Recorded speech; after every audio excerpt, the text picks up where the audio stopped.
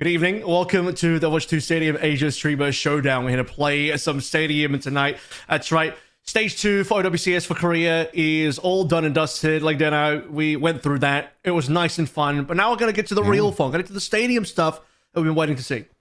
Yeah, we're going to get into the real wacky stuff now, Avril. And there have been more heroes, more maps added to Overwatch Stadium here in Season 17 for Overwatch.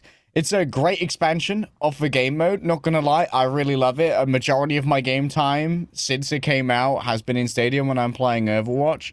It feels like a fun, fresh new way to play the game that has been really refreshing.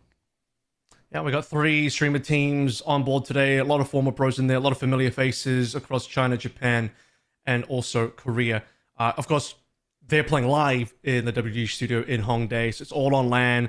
We got fresh custom games for Stadium brought to us in Season 17.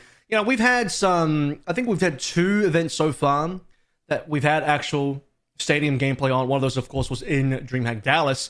We saw a little bit of streamer showdown there. Now we're going to have one in Asia as well. But with the Season 17 changes, with the sort of updates to Stadium, including the 3 new characters being brought in as well.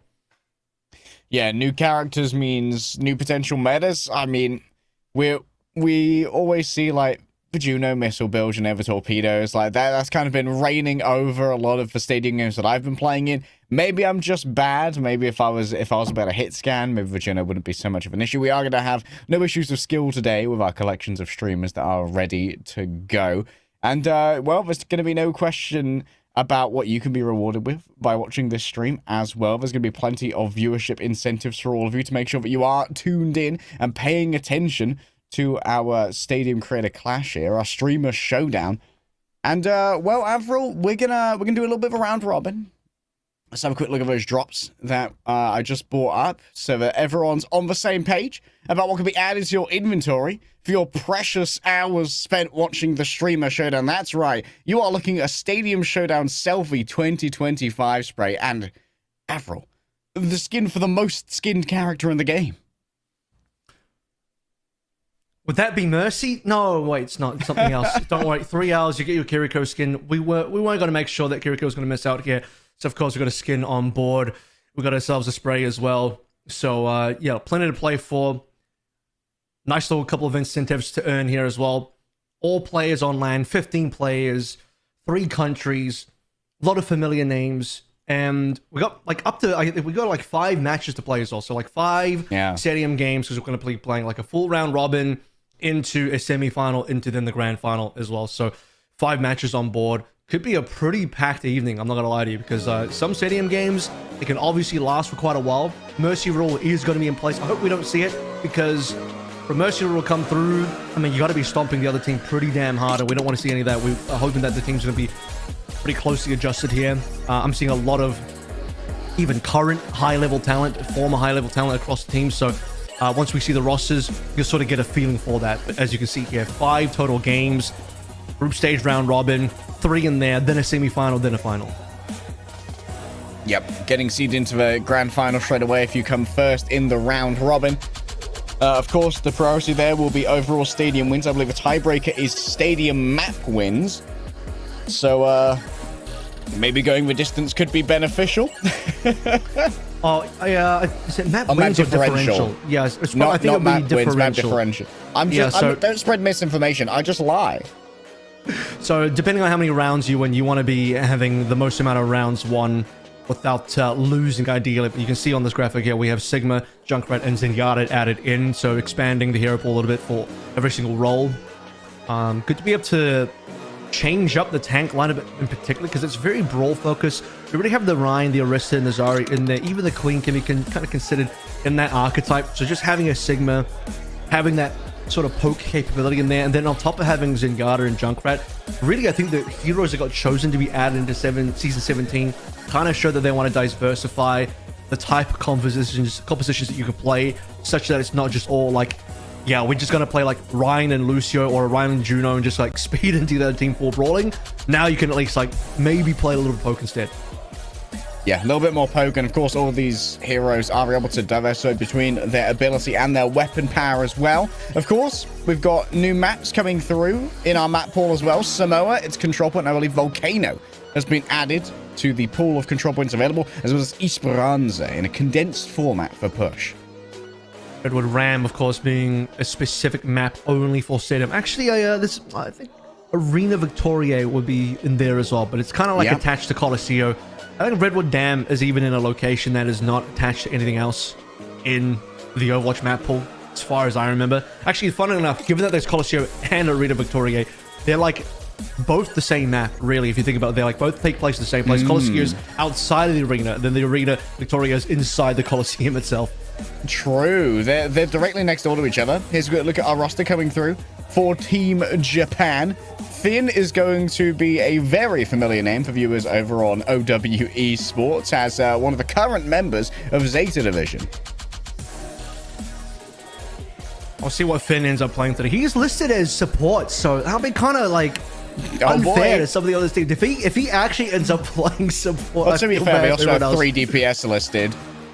Somebody's going to have to be on tank. YamatoN probably, I don't know. We'll see if he ends up rolling tank for the team. Somebody's going to end up doing it. You get to be pretty strong anyway. But Finn, if he gets to play on like a Kiriko, can you imagine Finn on Stadium Kiriko just absolutely dominating?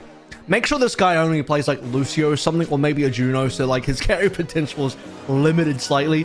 He is like the only, if I consider the rosters, I'm pretty sure outside of Nico, and I lied, there's one other current pro. There is also Nico. Also, I guess ryujehong, because he just played OWCS. So given that to be the case, Japan kind of have 2 active pros. Korea will have 1. China have none, but that's okay because they have a lot of ex-pros and a coach in there as well, and Creed, a couple of broadcast members, and Muzi and 9duo. 9duo used to be a pro as well. Jamlee and MADA have had a... man. Say again? 9duo Riz, that's Smolder. That's a wonderful picture. Can I get one of those? A wonderful picture? Yeah, can I get a picture of that level of Riz? You got a couple of good pictures out there. Don't worry about it. See you at the next event. Yeah, China's got a lot of the old guard kind of, like I said, some broadcast talent in there, some really long time ago kind of former ex-pros, and Creed is still coaching these days, I'm pretty sure. Is that runner listed as tank? Hold up. That could be Cinema, ryujehong and Tobi, the old duo from Lunatic High. Then Seoul Dynasty as well, coming through, potentially both playing support. And then, of course, we've got Medal of Honor and Wolf, 2 popular streamers from around Korea. I don't know as much about their lore, to be honest. I've heard of Medal of Honor. Medal of Honor was actually one of the super OG Lunatic High members that I guess people didn't really get to see back in the day. Also on Combox for a while as well. Wolf is a very famous ex-world champion in League of Legends. So there we go. SKP actually won more than one championship with Faker. So there's the Faker connection right there. I was really sitting in the Faker chair. Really fun to see Wolf come over to play some Stadium. But of course, Runner on tank is going to be really interesting because he, back in the day, back when he was actively playing, was also main support on the rival team to Lunatic High on Runaway when he was main support as well. So got a lot of support players on this team, but notably you got ryujehong and Tobi ryujehong, who is still actively a pro, and importantly a pretty high rank one at that. Let's take a look though. Team Japan first is a walk on through for the audience, looking locked and loaded. Are there some custom streamer Showdown jerseys as well? We're gonna get the swag drops on this, man. Team Japan, very exciting to see them. I believe there's gonna probably be an interview to try and get Team Japan's thoughts on Stadium, the world of Overwatch, and how they're feeling about today. Nico leading the way there, followed by Pio. Nico with a little selfie cam as well. Pio, formerly of the San Francisco Shock. We'll get some words from the team. There's going to be multiple layers of translation here, gamers, so do be patient. We're doing Korean to Japanese, then Japanese back to Korean, and then hopefully Korean to English.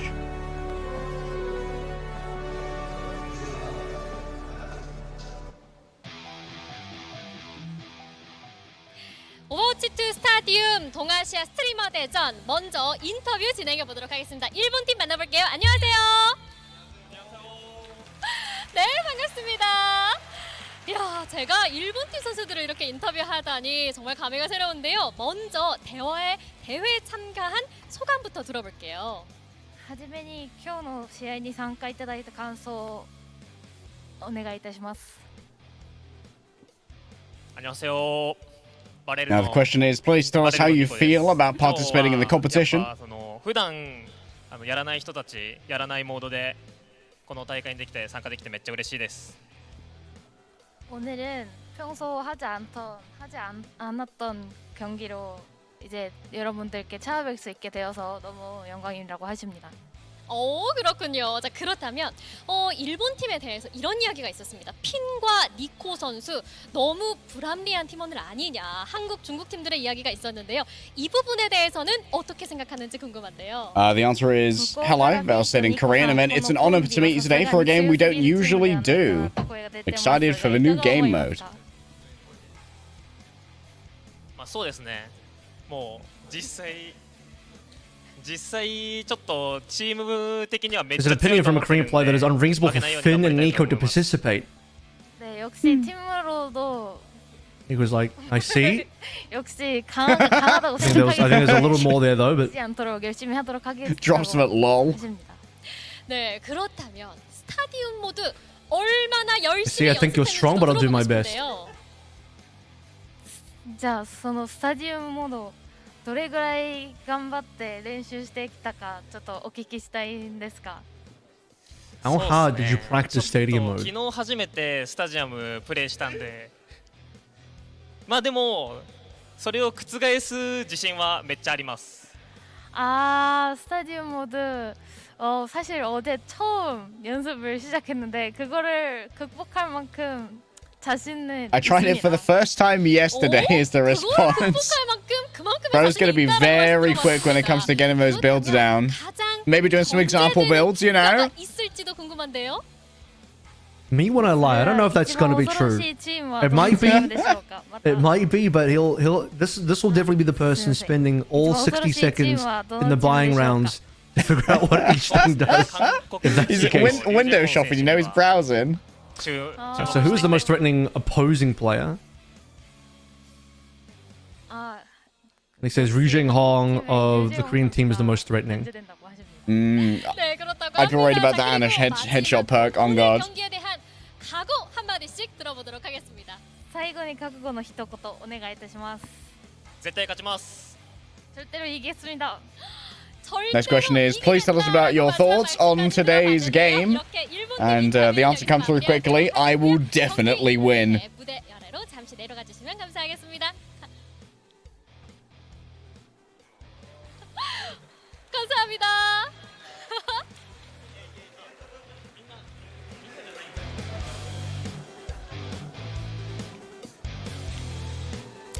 네, 자 이렇게 일본 팀까지 만나봤는데요. 과연 다음 팀 어떤 팀이 기다리고 있을까요? Players are 다음 allowed to 팀도 like 만나보시죠.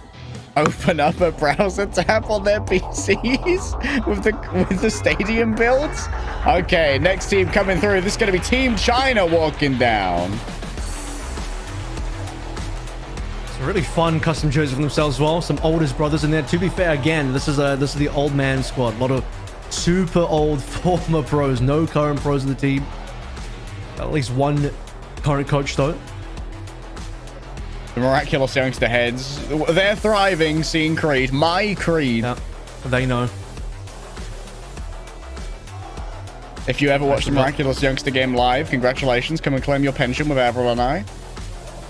Jamlee up in front. Standing next to 9 Door asking the questions here. Or answering the questions rather. Reverse interview. Una reverse card. 멋지게 유니폼을 입고 돌아왔습니다. 중국팀 만나볼게요. 안녕하세요. 네, 반갑습니다. 자, 먼저 대회에 참가한 소감부터 들어볼게요.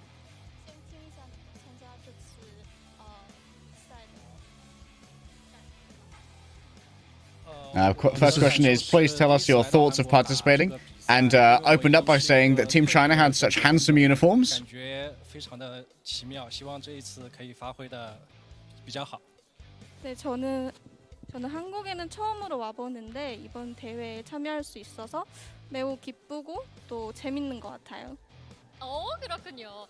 그리고 중국 팀의 경우에는 정말 연습도 철저하게 해왔다라고 제가 들었습니다. 어제 스크림도 열심히 하고 경기장 문 닫기 전까지도 계속 게임 돌렸다고 하는데요. 얼마나 연습을 많이 하신 건가요? Jamlee says, "This is my first time in Korea. I'm very happy to participate in such a unique competition." Certainly is pretty unique. Next question is, I heard you practiced very hard. I heard you practiced until late yesterday too. We saw at the beginning that everyone had their PCs set up at the front in their little team areas. So maybe deep into the night here at WDG Hongdae. 정말 긴 시간을 걸려서 연습을 했고요. 그리고 저는 저의 팀원들과 함께 이번 경기에서도 잘할 수 있을 것 같다고 생각합니다. And I do say we had a lot of time, so we used it all for practice, so I'm confident we'll win. 과연 어떤 것일지 들어보고 싶은데요.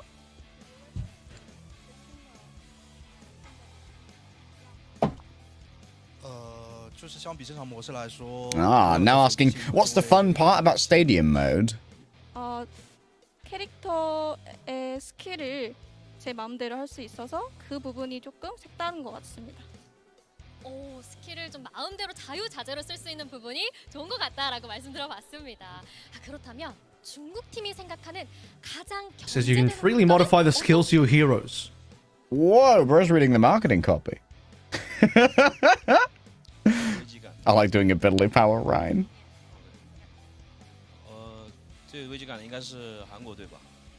Okay, next question is, who is the most threatening player? 네, 저는 저번에 토비님하고 재용님이랑 경기했을 때 진 기억이 있어서 아무래도 한국팀이 가장 견제되는 것 같습니다. 오늘 한국팀 견제되는 국가로 많이 꼽아주고 계신데요. 자, 그렇다면 마지막으로 오늘 경기에 대한 각오 들어보겠습니다. Chris says Korea's Tobi and ryujehong are the most threatening. 中国队加油！我作为一名解说过来， I mean, both Anna and Lucio are in the roster. Could see an old classic. Could see with classic Tobi Mercy.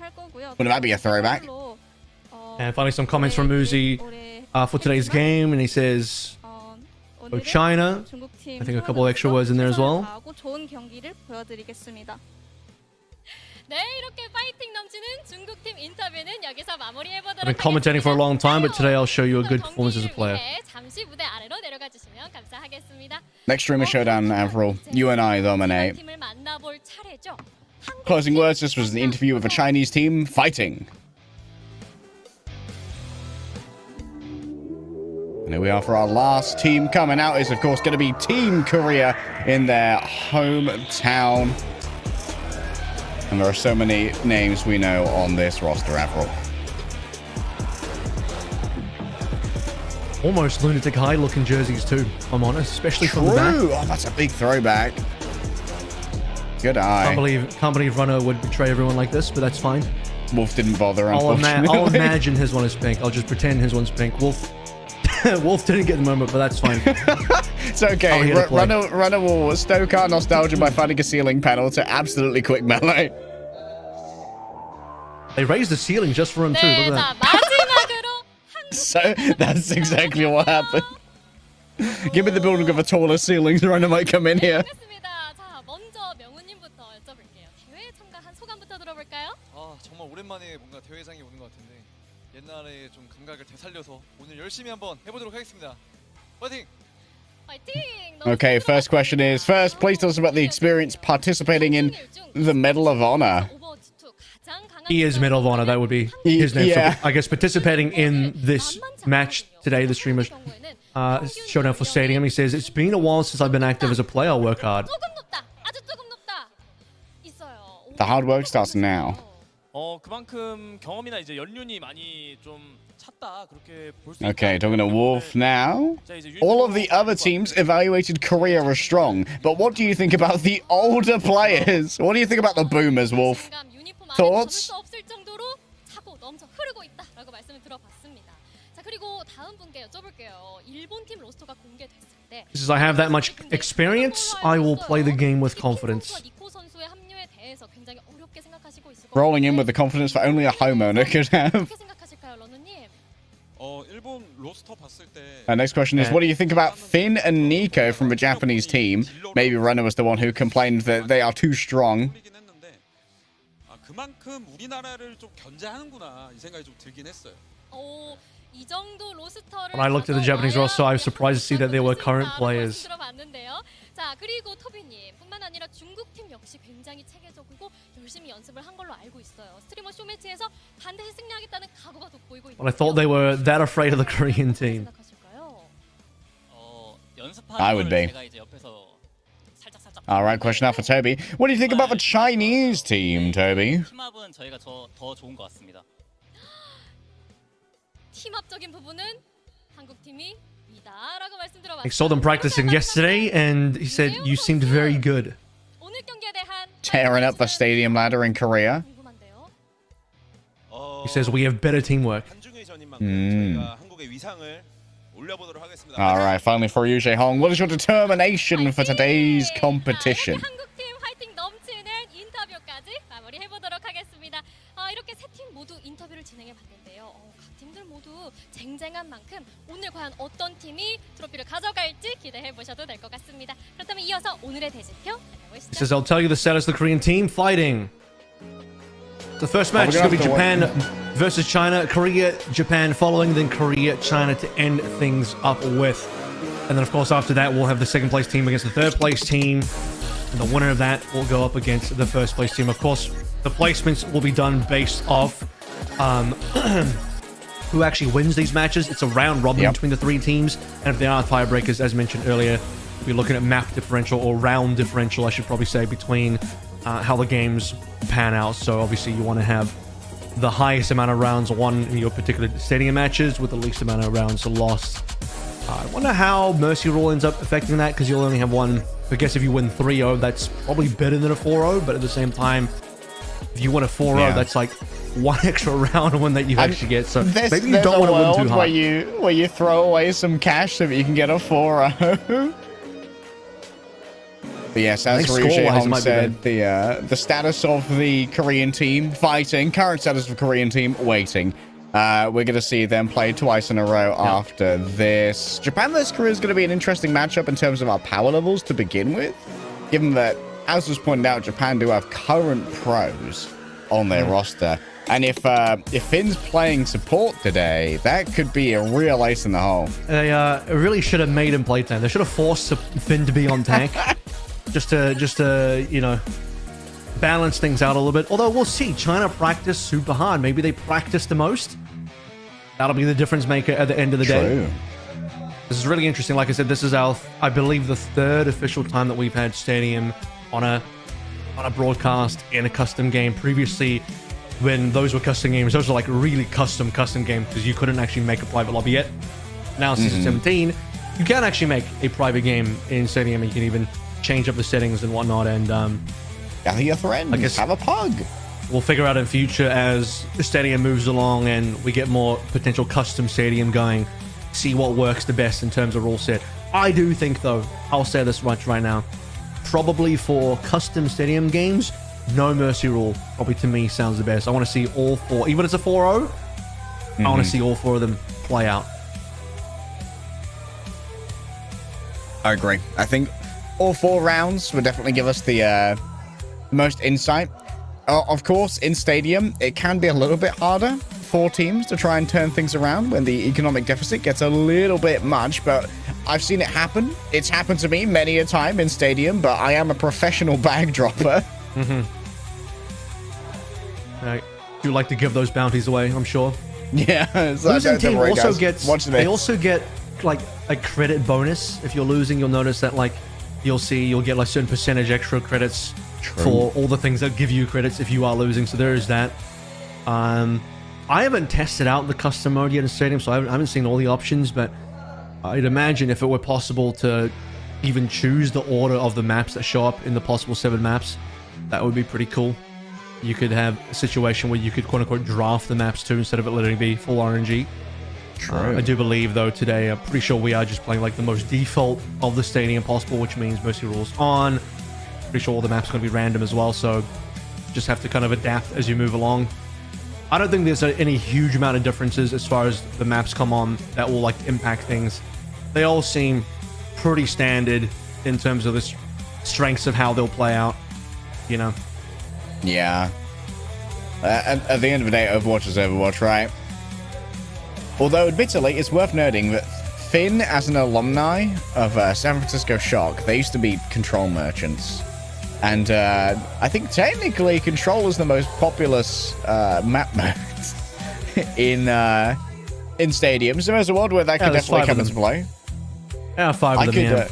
I could see a world where being real good at Control by having a very fraggy support like Finn could be a big advantage. They also do go by pretty quick as far as the percentage points goes, so you'll notice that. I'm sure everyone's played Stadium by now, but for those that might not have, for some reason that may not have, you'll notice that the maps go by pretty damn quick individually per round. Of course, there's Clash in there as well, which doesn't exist in the regular competitive ranked rotation anymore. But a very condensed version of Clash, which I think actually makes it a pretty good time. Most of the Clash issues to me were on the outside 2 points, so when you condense it to the middle 3, it actually feels pretty good. Yeah, I'd agree. I think that it's a superior format of Clash. I don't know what it says that I'm like, okay, the shorter version of Clash, much better. But I'd agree that like the outside points were they could be problematic areas. The middle and insides tend to be pretty good for these battles, and I think they have a very fair chance of both being converted upon by a pushing team and being turned around by a defensive one. I'd like to really see how players progress in terms of snowballing. So for example, who really gets the MVP every single round? You get like 1,000 stadium cash if you get the MVP, which on top of then leading the amount of cash that you have can really snowball you pretty hard. So you can get like, 14,000 plus. I think I may have even seen like a 15,000 before if you're really pounding in that first round, which can snowball you heavily. It allows you to potentially buy up a strong purple item straight away in that second round. I think it's probably more cash efficient to just spread your money around a little bit more though by several blues, maybe round it out with a green rather than just in a straight purple. But there are some extremely impactful purples, particularly if they are the character hero specific purples that really change up your kit. So I'm very interested in seeing how teams go about that. But like let's do it. Our first stadium, the first stadium in Asia as well. Map number 1, match number 1. Let's kick it off. We're heading to Paris. I was waiting to see if they were going to be cheers for this one. Okay, Zarya on both sides. Oh, we've got a Freya on the field here. Some very different DPS lines. Lucia on both sides as well. And then Moira versus Kiriko. Oh, dear. I know what this is. Finn's gone Kiriko. I knew it. This guy. This professional... Yeah, okay, we did actually get a chance to do it. This professional Zeta Flake support player is actually... He better be on the Lucio. This Finn guy better be on the Lucio. He's trying so hard. He's like, we got knocked out OWCS. I'm going to win Stadium today. I might not get to go to Riyadh, but I will go to the so top hard. of this one. All right, so fun thing about the Zarya builds that we're already seeing. One of the really key things that I see on Zarya right now, I don't know if this is like hardcore Zarya meta, but Volskaya Vortex, it's the right click that allows you that when you basically cast an ability, you drop that right click as like a mini grab. And well, mini, not here. It's all about Japan, who's already fragging out. Look at that. We just got a full team wipe. Ryan's the only one that went down. Yeah, Nico already decimating. Have a look to see what power they got. They got the Seeker point. Oh. Pyo's actually playing in third person. We'll see if this is... Are they actually playing in third person? Or perhaps the observing might be in third person. It's an interesting one. I would have assumed, especially on a cast, you would be first person. Pyo's going to run down here so easily. He's gone. I just find the third person hit scan aim tends to be pretty good. Finn's going to do a little bit of guerrilla warfare. In the back, I think will survive. Seems like they can't be chased down for now. So very quick turnaround here from Team China. Great retake. And now they might be able to get the lead if they can hold the space well with Zarya. Oh, spawn camping, bro. What's all that about, bro? That's a little bit nasty. Has the free TP as well. Doing their best Tracer cosplay as well in the back, stealing away the bot. Like, you know what? I've got access to Tracer early with my free TP. I'm just going to take this. You guys don't mind, do you? There's the right click, I believe, onto Nico. Unless that was an actual YamatoN surge where they'd lost control of the bot, which would be interesting. Oh, and he disappears. Because, of course, if I'm not mistaken, I don't remember what he picked early. It might have been the perk that allows him just to TP anywhere he wants, which would make a lot of sense. Yeah, I think it's for free aim, swift step. Which tells me that Rion is trying to play with only a Lucio for healing, though. Very much a Finn's going to play for Finn kind of angle. And this seems to be working in the back. Has stolen the bot away once again. Finn's already on a 750 bounty. He's the only player on Japan that has a large bounty. China otherwise has been kind of winning these team fights. But Finn personally has been doing Finn things. So there is that. Oh, man. All right. Let's see if China can just take control of the bot.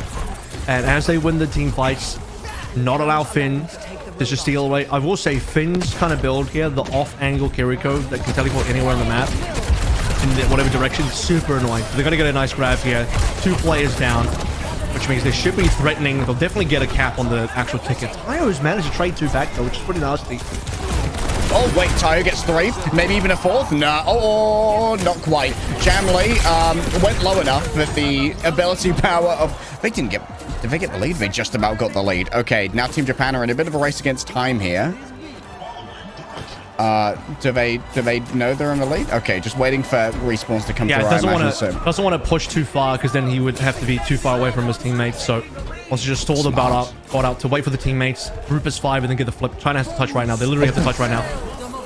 Oh, okay. Overtime will continue going the other way. Not your average push map.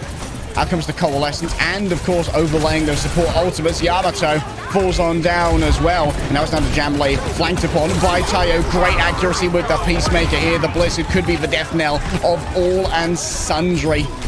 It seems like Finn is somehow trying to get away with it here. Only the Freya remains in a 2 versus 1. Up against the Mei. The wall is brought on up. Finn works our way with even more. Finn's already got like 13k, by the way, and is going to get another 1k probably for an MVP bonus. I have to imagine, yeah. Oh my goodness. MADA did a really good job of just taking YamatoN down in the tank setup there between the 2 Zaryas. We'll take a look at the overall cash between these players, but Finn's going to be tough to catch as well. The problem is he's MVP. He's got a 1,500 bounty. Good luck collecting that bounty ever, because Kiriko, particularly with, I think it's a fleet foot power, the one that lets you TP any direction you want without targeting an ally. Super hard to catch. Like, I don't know how you're going to get this guy at all. But you have 15,000 on Nico, which is huge, and then 19,000 on Finn. So like I said, you can get like a ridiculous amount straight away. And bro's going to pick up what is that? Hard Light Accelerator for this purple, which is the 10% weapon power, 10% cooldown reduction, and then when you use an ability, gain 5% weapon power for 3 seconds, stacking up to 3 times. Whereas on the other side, your richest member is gonna end up being MADA, who got MVP, but only at 14,000. So everyone on the side of China's had to be a little bit more frugal with what they can pick up. Just a bunch of blues. The fact that you start with 19,000 for Finn means you get an easy purple and you get the round out blues. This guy might not die the entire series. It's going to be that hard to get the kill. It's going to be real difficult. And with that 15% cooldown reduction as well, so much easier to get away. So much easier to get that Suzu back. Freya is also quietly scaling at the moment as well. Okay. Sometimes you get what you deserve, I'm not going to lie. 9-2 with an instant dink. You like to see that. You like to see it of your 9-2 punishing Finn, going for the full try-hard. And as a team, China, look, the practice is coming on through to get that first pick. The full cleanup as a team collected. I think there were only 2 bounties online, but the most important one being Finn. First cap going the way of China, and you only need 2 points here. You just got to get the first cap and the second cap, and then you're done. Or if you get the first cap, and you lose the second one, you just defend mid. And that's like not a bad call as well. Have to look into Muzi's build in our next break here to see if they're scaling towards weapon or ability power. I assume they're probably going down an orb build. That's a great isolation here onto Zaya. Rion never saw it coming. The wall was brought up behind them, and now Taylor's really got to get some value on the off angle, going after these supports, taking them rather low. The cleanup, can it come through from the remainder of Team Japan? They've got a crunch on in. Muzi's the first to fall on down. Nico getting frisky around the edges, and it's going to be a full-on disengage here from Team China, but still Japan have to give up the space to start getting captured. You see that like little right-click mini Zarya grab coming on through as well as part of MADA's build. MADA, who's taken down Ryan a number of times. So on a team level, China has just been ahead. Go for that second point now. No tank on the side of Japan. It's going to be 4v5. Let's see if they can get bailed out with any ultimates. Tayo, that's a nice trade. Yeah, maybe a bit just being bailed out by raw aim. Still, MADA hunts them down. You've really got to worry about that Zaya when she starts to get through all of this danger. Out comes Finn with the Kitsune rush. Additional survivability. Not a chance. MADA is carving through them right now. This is a crazy Zaya gap. I'm not going to lie to you. 17.5k, a 900 bounty. MADA's getting some real value out of that right click on the quick graviton after using a bubble as well. Sheesh. I'll tell you what, there might be like 19,000 or more in terms of like personal net worth on Finn, as Nico and Muzi will actually clean up the MVPs this time around, not even MADA. But when you actually looked at the total team cash on the side of China, they were ahead by about 4k. Damn. So team-wise, they had more money spread out just by a reasonable amount, just, you know, a fair amount. And Japan, it was just like all on one player. So all the cash on a singular player who's still on. He's still got 27,000, by the way. And now he's going to get the clone as well. So it's going to be a combination of Swift Step. You can be used in any direction you want with no target. And then you get to clone, you get to put out a clone at the same time as using Swift Step. So he's going to be super annoying, super hard to kill. Weapon damage as well coming on through, which will also increase his healing. I don't even know if he's spending that much time healing. I think if you're Finn, you're just trying to deal damage at this stage. And then for MADA, yeah, this is like a pre-workout. Mostly starting out with a right click for the Volskaya Vortex, and then he's got the pre-workout for the lifesteal. Yeah. So kind of not double downing on damage. I was thinking maybe he's looking for a bit of a right click build, because there is the particle accelerator, which is the gain 50% attack speed for the right click after using the ability. So there is that as well, but he's not going to fully lean into the right click just yet. Yeah, on the other side, Moose is going for more of an orb build. So the orb merchant is indeed going to be throwing out those circles of hither and thither. Let's have a quick look as we roll on. Really nasty when you can get the slow and the heal reduction combined with that as well. So it just becomes an AoE slow and AoE heal reduction. And the fun thing about this Esperanza that they made it, because of where the spawn locations are, most teams will go and fight for this early mega in the middle and take the high ground straight away. Yeah. Playing for that high ground can be everything away. We've got a double flank coming through here from both the Freya and the Kiri. There's a lot of damage that can come from behind, but when it comes to fighting up close, China just have such a big death ball advantage. It's an aggressive TP, comes in with the clone, and able to connect for now. Indeed, the clone will be going down to 9-0. He's absolutely nasty with these right clicks, by the way. Keeps hitting with things. That's what opened up the previous match. Jamlee now taking down Ryan. Ryan, who's just had a real struggle bus over there. He's about 5k behind MADA at this point. Does get taken down. The bounty coming up by Finn. That's just going to make Finn even more rich. We'll tire onto Jamlee as well. Korea's, or rather Japan's going to get their first fight win in a while, because they didn't really get anything done in front of Anubis. With a begrudging sigh, Finn does begin healing.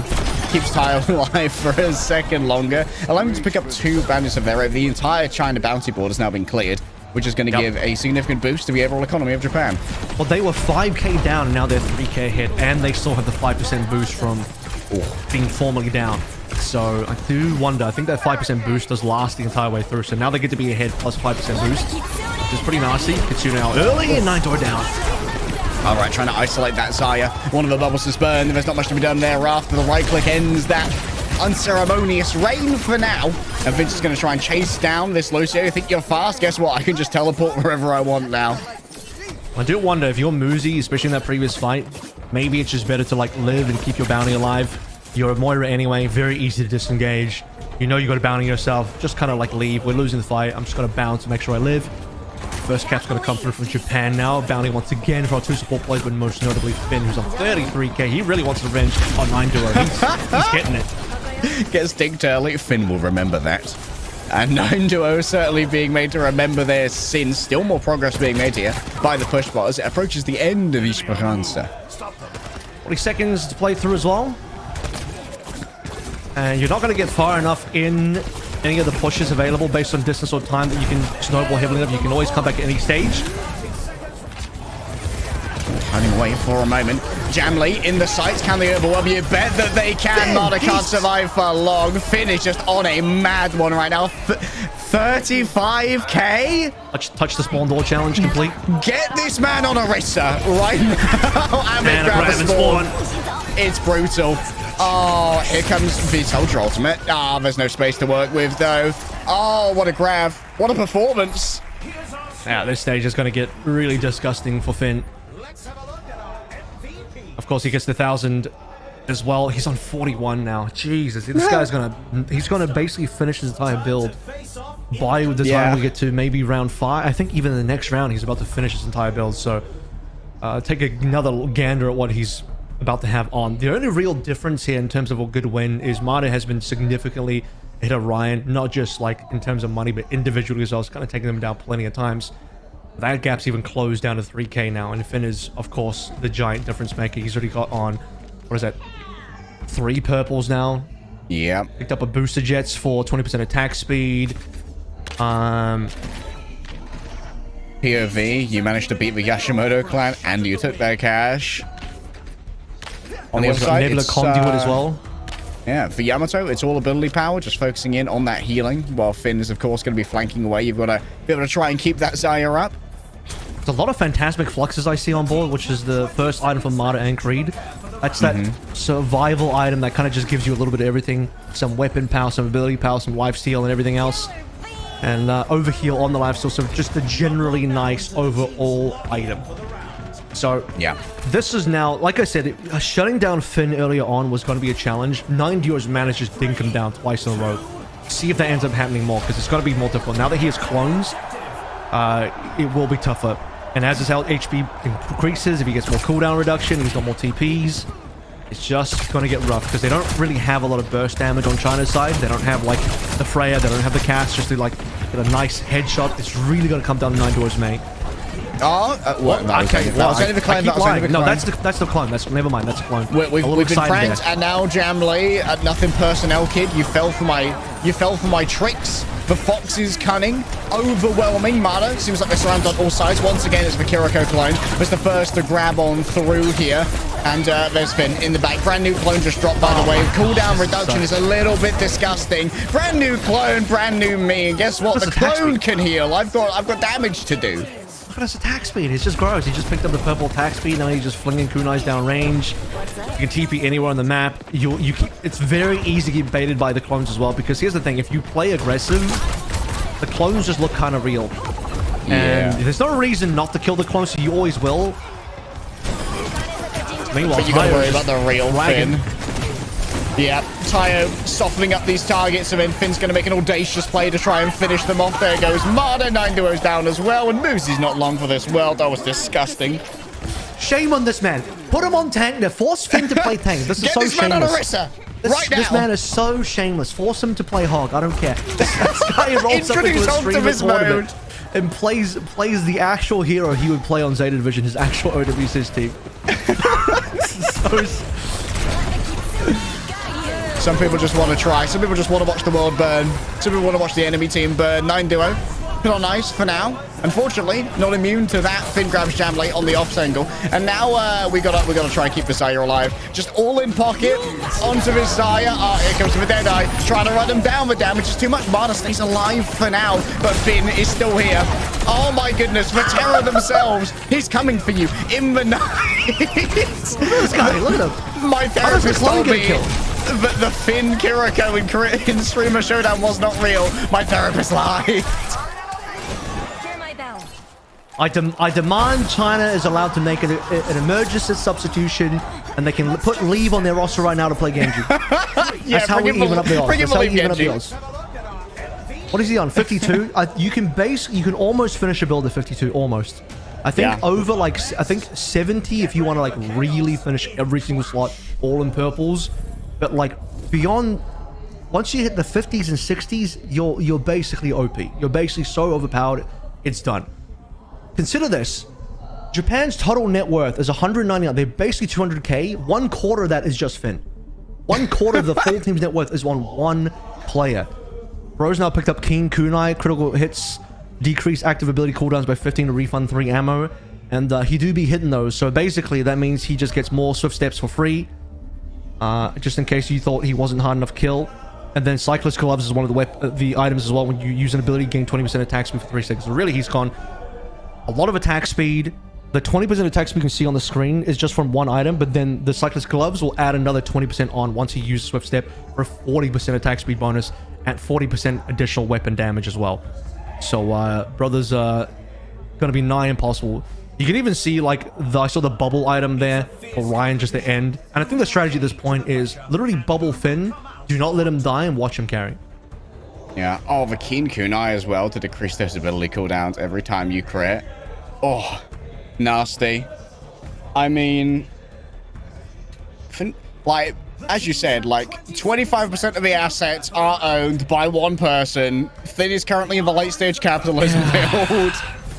The thing is you really want to see a major damage dealer come online for the side of China, so you typically want to see your soldier kind of lean into some heavy damage position, because he's only got the 20% extra damage right now. And he's got kind of like a mixed bag in terms of purple items, because we see some survival purples in there, including Phantasmic Flux. And at this point, it's like, you need Eye of the Spider or Closer or something, like some really heavy 14,000 type of purple weapon damage to catch up and deal some real damage to pressure out. Guess who's on the flank? Well, 2 players are already down. No, that's Kiriko clan. I got baited again after all. Curses! I felt I'd fallen for a classic blunder. And, well, Creed goes a little bit too far. Nico's going to punish that one. And here we go. 2 Kirikos can actually take... The Kiriko clone gets 2 final blows, by the way. I don't know if Finn gets the credit for those. The Kiriko clone has actually done more than Finn in this. He's gonna hit maximum bounty soon. And that bounty, I think, will never get claimed. Again, just based on how quick the cooldowns are going to be. You can play super, like, selfish Suzu. You don't even have to Suzu your team. Just Suzu yourself. TP away. You will actually never die. And that's before he picks up Tuzu, which I don't think he's going to get Tuzu at this point. I don't think he needs it. The Kiriko clone. MVP down. MVP down. There's a chance now. MADA on the outside, just gunned down by Tayo. There's no other way to put it. Bro's got the fully loaded Peacekeeper and his walls hitting shots. Quick assassination of their character over here. Creed down once again. It seems like breaking out of spawn is going to be a real issue for Team China. I don't... Oh, they'll be able to touch. Ultimate's going to be important here. Finn, I believe, is in the back line right now using Kitsune Rush. Yep. Extra attack speed, however, has to use the Caesar on themselves. Could be overwhelmed. The villain, the evil, could it be defeated? We've arrayed our greatest paladins to try and take down this demon, but they keep getting reinforcements in the form of additional Kirikos. And you better guess what? The rest of Team Japan are ready to squeeze in from the other side. Finn is slowly pathfinding an escape, leaving a trail of clones in their wake. And at this moment, I don't know if you can really spare the admin to try and get him out of the backline. You can't. You'll spend forever chasing him, and it's very unlikely you'll actually get him down. Better to just go forward and try and get the 5v4 moving, but as you do that, Finn just takes down a player from your backline. Now the sound barrier comes on through, and China is all but routed here. Tayo with a couple of extra. Finn's hit, by the way, maximum bounty. Oh, that's a nasty big bounty. I don't know if Team China are even going to be able to get back in time. Finn's going to be running interference, of course, trying to intercede on any of these forward momentums. Tayo on the same angle, around the outside, ready for a flashbang. Jamlee's running a gauntlet, baby! He's got his legs out. Finn, noted, going into this more. Can we get Finn? Can we get Finn? Can the evil be slain? The answer is, of course, no. There's the backup coming through from Team Japan.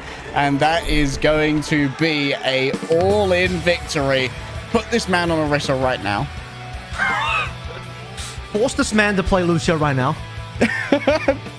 Get him Aura body. Force him to 1v5 against AGG right now. Force him to make him relive the third place Force him to play against Falcons in the global LCQ right now by himself. Yes, sir. Mods, ban this man from picking Kiriko. Mods, enable hero bans of Stadium right now, but only for Finn. I believe there was actually a tweet coming through from developers that the Kiri clone nerf, it's coming. It's coming. The promises have been made. The player of the match is going to be Finn. Undeserved, honestly. Don't think he really performed that well. Only got, what, at the end, what, 60k? So, honestly, to step it up, what did he get at the end? What was his final score? I actually didn't even see it at the end. We kind of just ended and we were done. I'm gonna check real quick because I'm curious. I'm extremely curious what his final cash amount was. I'm pretty sure it was disgustingly high, whatever it was. I'll get back. Generational well. Like I said, he started the final round with 1/4 of his entire team's net worth. So. Bro was cashing with San Francisco shock checks, you know. He ended on 60.4 and his team ended on 222. So, I mean, like, that is like 27% of his team's net worth. Yes, I calculated that. Wanted to be sure. Holy, my math wizard over here. I mean, I think it might just be a... Do the Kiriko clones scale to the original Kiriko's, like, base weapon damage increases? Do we know? I haven't played enough Kiriko on Stadium personally to tell you. It's doing something. It's doing enough. Whatever the clone nerf is, it couldn't come sooner. Really, I don't think the clone should do anything except literally run forward and just die. The clone should... You can see the clones dealing damage, which is insane. The amount of clone kills you got was crazy. I mean, with maximum respect to Team China, who came out and put up respectable... Dylan Snyder, if you're listening, remove the capability for the clone to deal any damage or do anything else except run forward. Because this was just... This is remove wild. all the brain cells. Right. Enable neurological degradation. I gotta get the winner's interview now for Finn. Ask him if he feels any shame. The perfect question.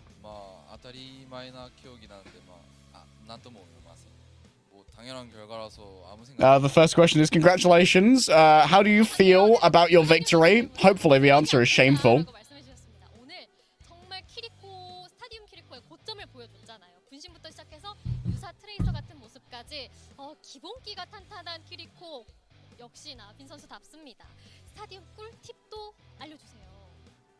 Finn responded, it's an obvious result, so I don't think about it.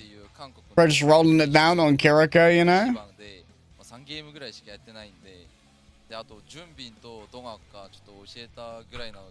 Asking up now, I think I've seen the best of Stadium Kiriko. Please give me some tips for Stadium. Finn might just say, be one of the best support players in the world, and then pick your best hero, and then pick clone. It would certainly make sense. Finn responded, I played Stadium mode 3 times for the first time yesterday, and Donghak and Junbin made a build for me. I think the YouTube build is good. Bro logged in, saw the car queue top build for Kiriko in Overwatch status. Yeah, that'll do, bro. I'll be fine.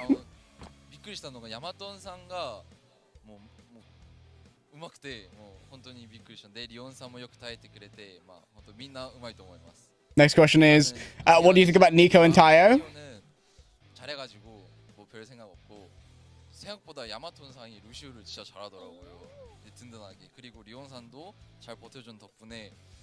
Nico and Tayo are doing well, so I don't really think about it. Finn only notices his teammates if they're feeding, you know? You're doing a good job. I will give you one high five and some earnest eye contact and say good job. Lucio was really good, is the other comment here. Lots of appreciation for the solo healer for Team Japan. They're putting up some numbers there with the aura.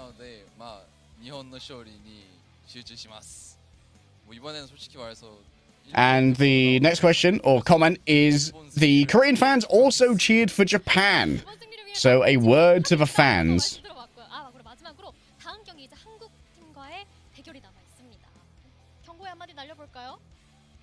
Since I am representing Japan this time, I will do my best to help Japan win. A word to the Korean fans. I ain't doing nothing for you today. 자, 이렇게 오늘 첫 번째 경기 승리팀 일본 팀의 I will do my best to help Japan win. And in a word to the Korean players, I am a representative of Japan, so be careful. Feel the Japan fear. gets themselves off to a very clean start. Korea, a lot to think about here as they get into the next game, and we'll see how they do after this break.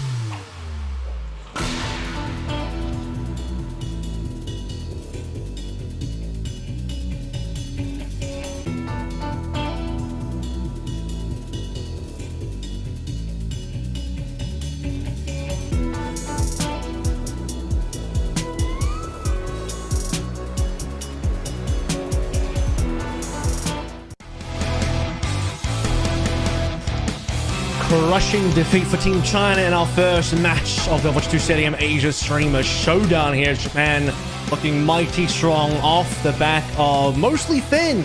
If I'm honest, late day, that was pretty nasty for those that don't know yet. Yes, the Kiriko clone does deal damage, it does heal you, and it does scale off your own scaling. And we found some disturbing things in the notes as well about that Kiriko clone also. That may require it to be giga nerfed into the guy. Fire the Hammer of Dawn, Avril. Don't worry, I have personally DM'd Scott Custer Kennedy to say that please nerf Kiriko right now, specifically for Finn. So yeah, catch that update on Finn's computer in just about 5 minutes, I think. So yeah, we're gonna hit the big red button there.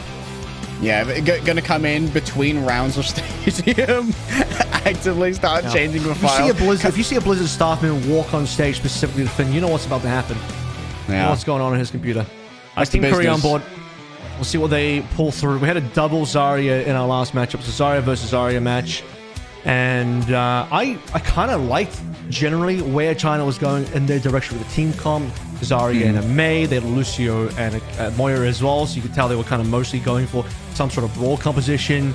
Jamlee Soldier was even looking towards like a sort of biotic field build, but he was maybe only like halfway through the build, not even close to finishing it, because they lost 1-4. And my biggest concern was I think China just lacked a strong carry player or hero that was mostly doing the work, unless you're looking at MADA. But even MADA's Zarya was kind of building sort of supporty, started moving into some, you know, we talked about the lifesteal perk there, but also there was a bubble perk in play as well. A lot of players were mostly building for survival. Jamlee Soldier had double survival epics as well, the double purples. Whereas it was a lot more clear on the Japan side. It's like, yes, okay, Finn's maybe our best player here as an active pro on a top 4, top 5 team in the entire world, on one of his best heroes, or one of his like actual heroes that he would play on Zeta for, you know, for an OWCS match. And he's just gonna completely wipe the floor with everyone. So hard pocket this guy and let him carry the game, and that's exactly what happened. So looking at Korea on stage now, they just saw the carnage that was that last game. I wonder what their takeaway is going to be, aside from the fact that Finn's a target. Get this man out. Target this man. Get him out of the server. Ban Kiriko? Question mark? Can we do that? Is that an option? I know one option. Me personally, I play a lot of Ana in Stadium. I know people think Ana sucks in Stadium. My opinion, she's actually kind of good. But she's good in the sense that, like, to me, you build for pure weapon. I'm going to tell her on my Ana build right now. Leaks. Trademark Avril Ana build. Pure weapon damage, almost pure weapon damage, and you build for no scope, and you build for the big sleep dart. So it depends who you're up against, but if you're up against any sort of dive, Genji is great against, Lucio amazing against. But Kiriko, if you want a guaranteed way to shut down a Kiriko on a big flank, you get that power. Let me find the one. It is... you'll have to forgive me for not knowing the exact name. Is that increase the projectile width by 500%? That's the one, yeah. It's actually, it's an item that you buy. It's called Tranquilizer. Sleep dart gains 500% collision side, 100% projectile speed, and 20% sleep duration. So you want to build weapon damage with a lot of no-scope in there. There's like a no-scope power that increases your attack speed. There's a headshot perk in there as well, which actually you can no-scope headshot, fun fact. And then with Tranquilizer item, you're basically guaranteed to hit every sleep dart. Every sleep dart you won't miss. You fire it in their general direction, it will hit. And it's fast enough that you can't react to it. So maybe you're a god like Finn and you can just Suzu in time, or you TP in time, but if ryujehong gets a Tranquilizer, and he should, I would like to see him. This is ryujehong. He's the signature Ana. He's like the most legendary Ana of all time. Play Ana, pick Tranquilizer, see Finn on the flank, go for a sleep, boom. That's how you get him. Tell you what, chat. That's how you get Finn's ass by just sleeping him down. 100% ironclad guarantee. If you run the Avril Ana build and you get a lead of 100 meters in Stadium on push, you will win that round. Every single time. Problem is you can't get to 100 meters and push in Stadium. Exactly, Avril.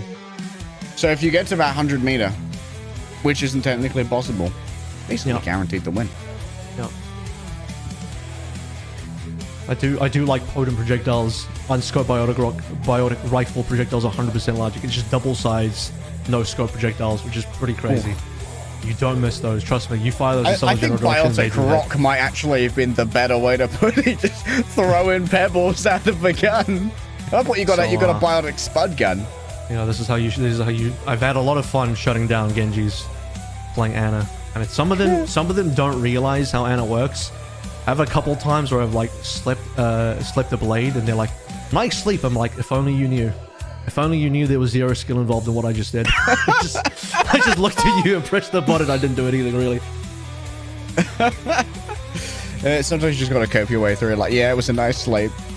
Cries a little bit. It's when I go up against the when I get taken out by the scaled Kiriko clone. Oh yeah, that was a good flank Kiriko. Very, very good, very skilled. I was outplayed there for sure, for sure. Yeah.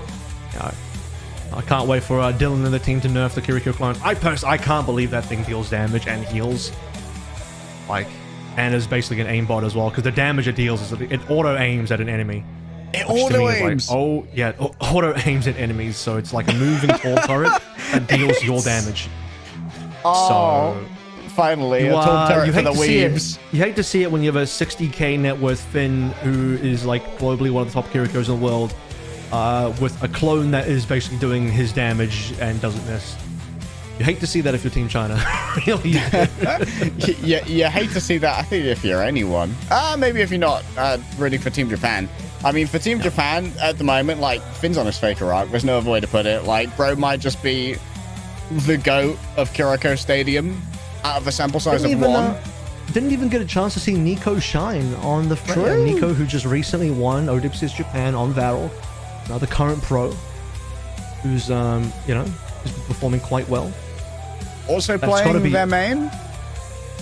I suppose he is. Yeah, again, Japan out here trying to win. Japan Although because because Nico just didn't go sick nasty, I'll give him a pass on that one.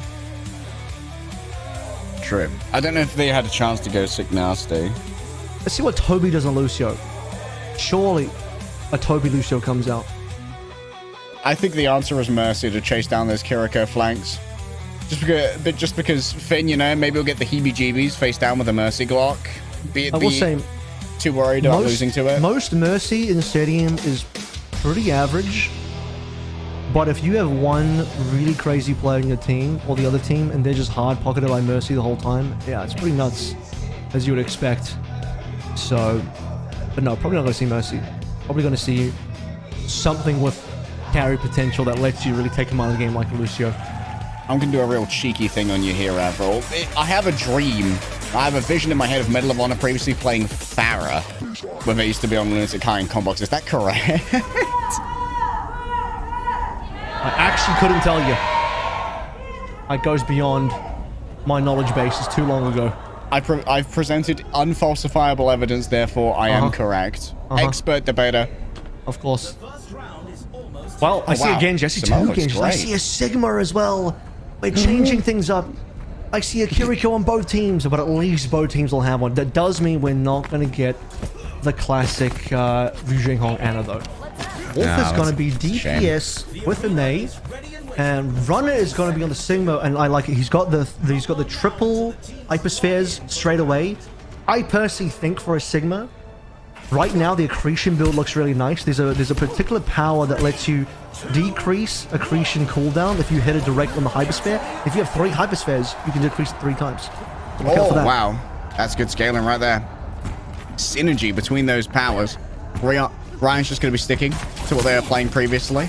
However, it seems like for now it's going to be more of a consolidated angle here from Team Japan. We don't have Finn going too buck wild yet, and then TP's into the hole.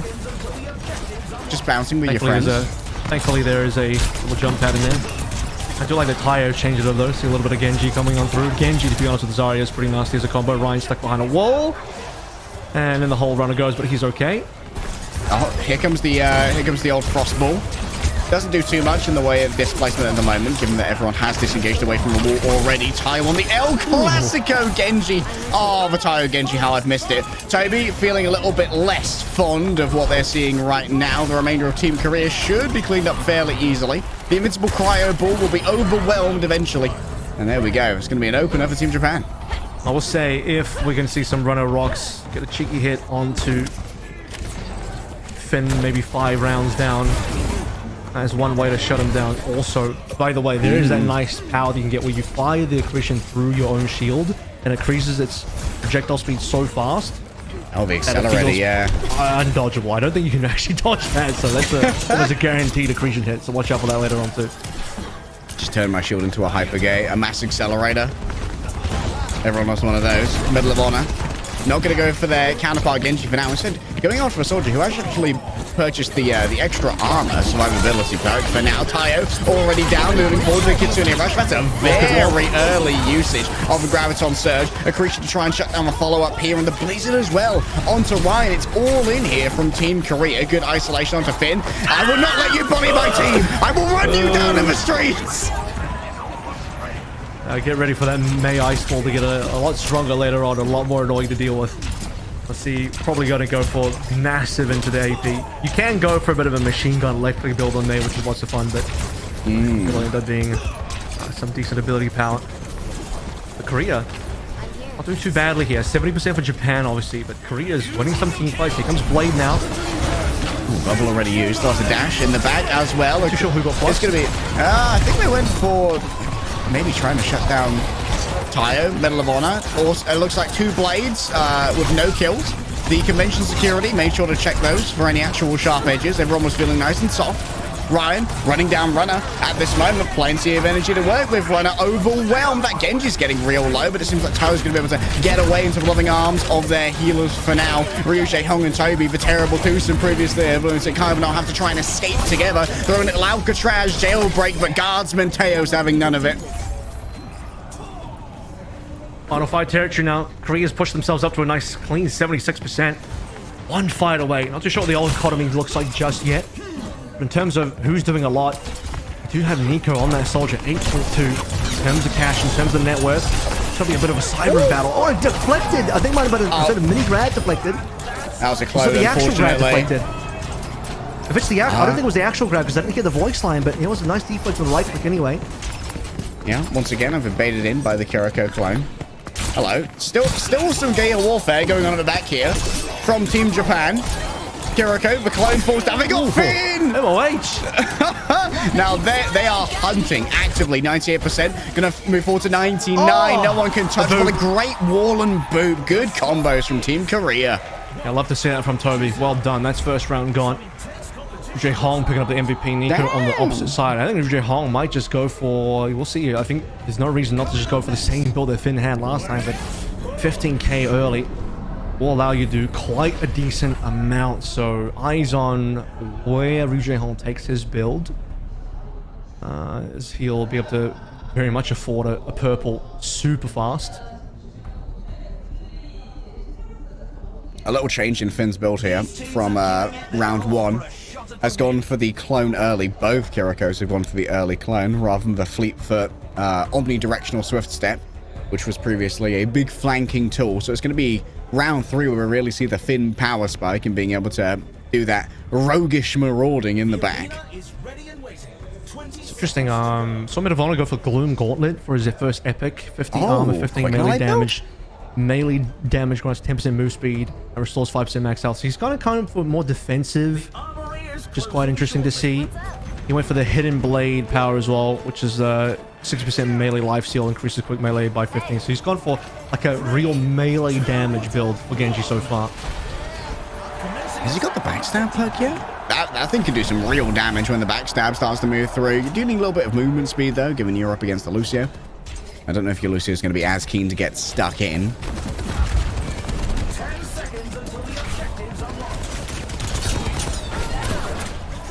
All right, here we go again.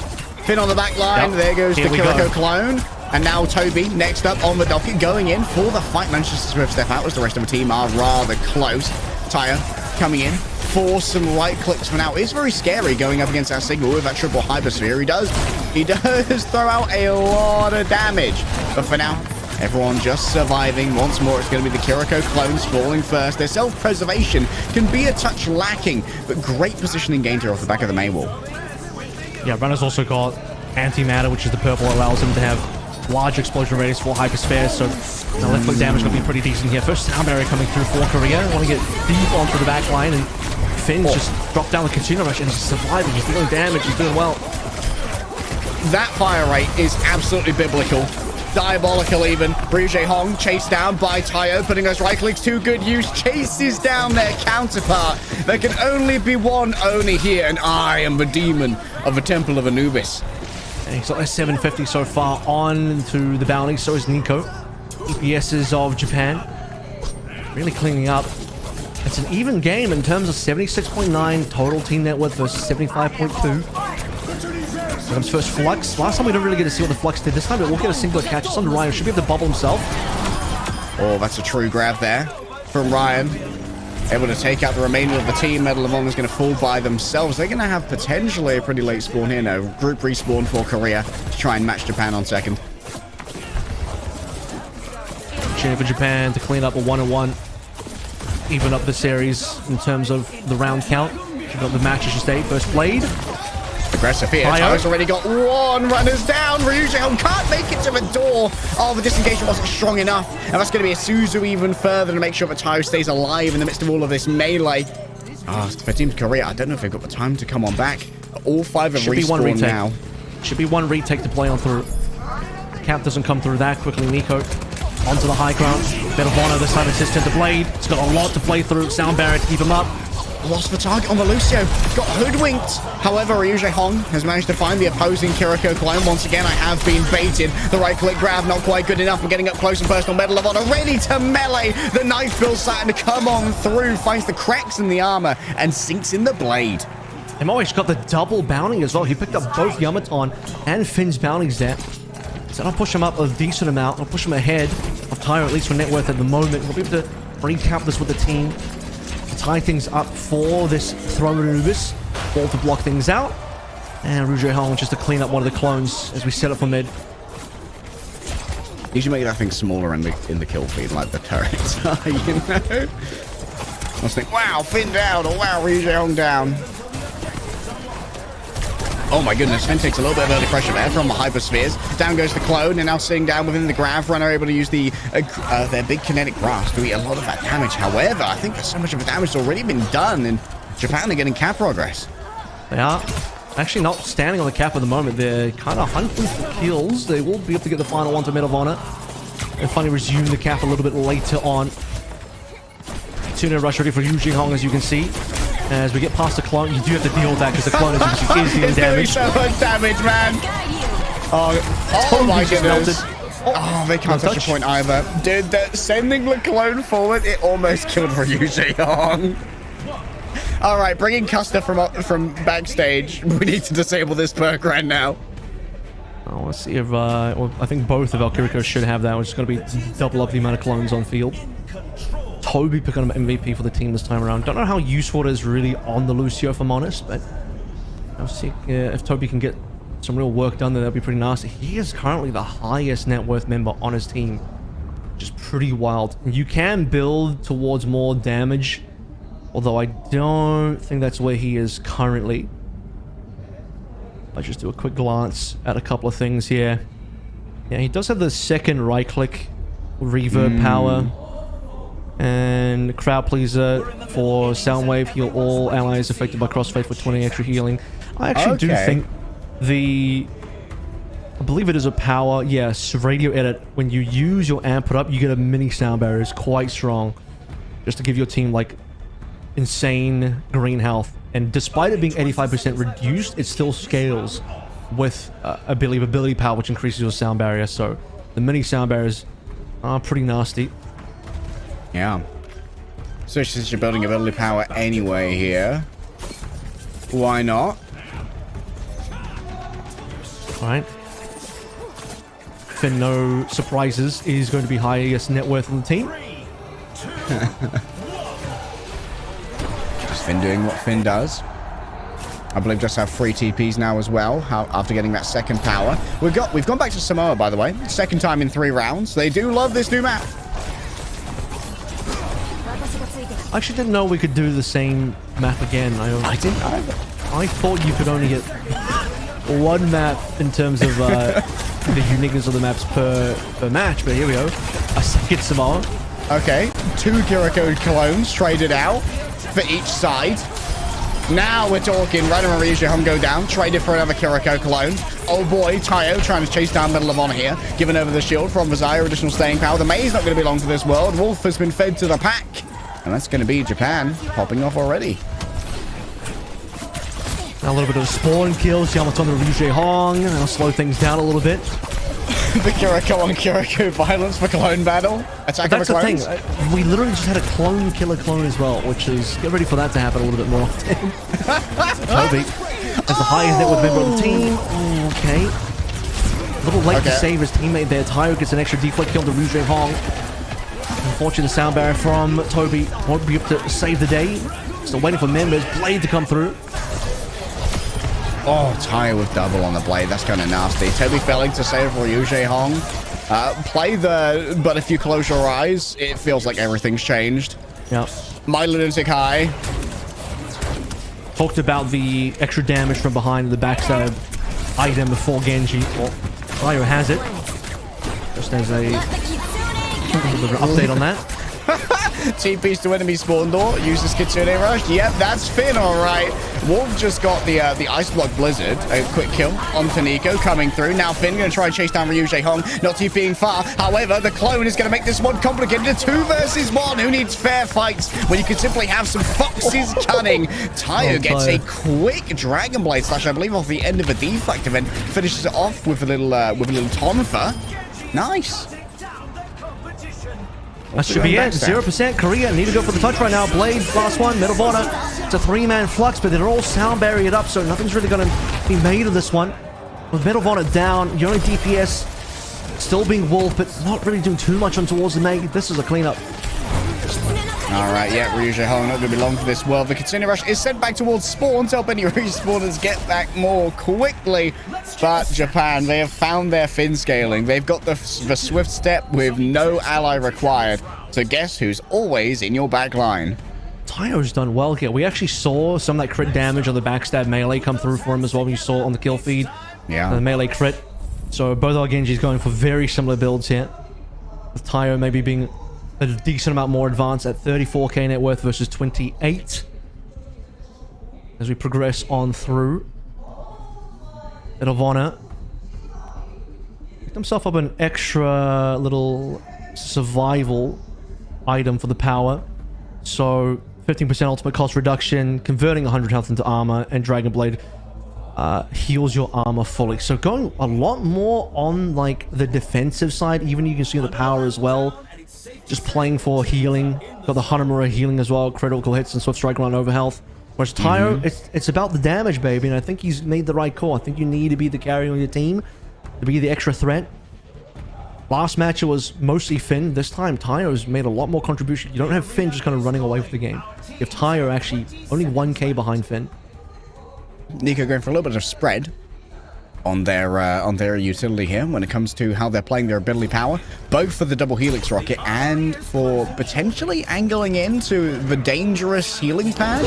But we've seen some absolute nightmare builds with a sprinting healing pad, although it does not scale that well until late game. So having early helix rocket ability power can make you quite deadly with that burst, knowing that Finn's going to be there to clean up if someone falls low.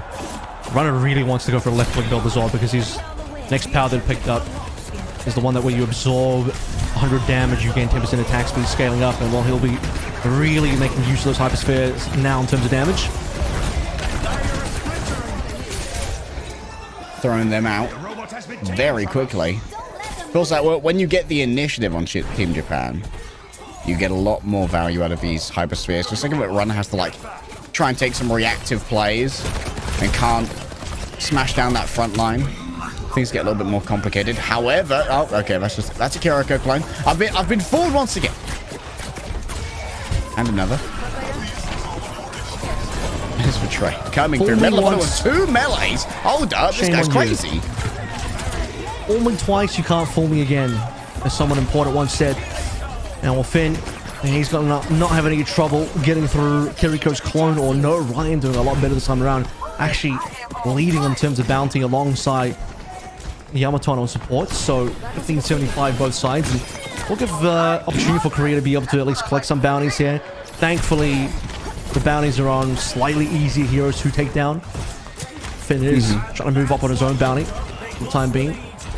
Still enough time to close the gap in terms of meter, which is all. It's just a one fight with ryujehong to Nico is going to be a nice advantage. All right, Kitsune rush. Almost ready to go. Tayo noted on the outside for now. The all the way. Oh, no. Finn from the backstab. He's doing it again. Okay, yeah. It's just Finn moments. And he is getting so much done right here. There's the Kitsune rush. Runner should be overwhelmed. Didn't try and reinforce everyone. Look how much health came off that sound barrier from the ability power scaling. And now Medal of Honor, he's slicing and dicing. He's got extra move speed and extra slash speed. Double move is so troll, man. Medal of Honor cannot get near. He's just suspended in the air. It's duck hunting season for Nico. I said it's Kiriko season. No, it's Genji season. On the outside, it's Visor season, trying to run over Runner themselves and can't stand up to the melee damage. Tayo and Finn, the combination of them are still getting it done here. YamatoN up to an 1800 bounty, just hasn't died.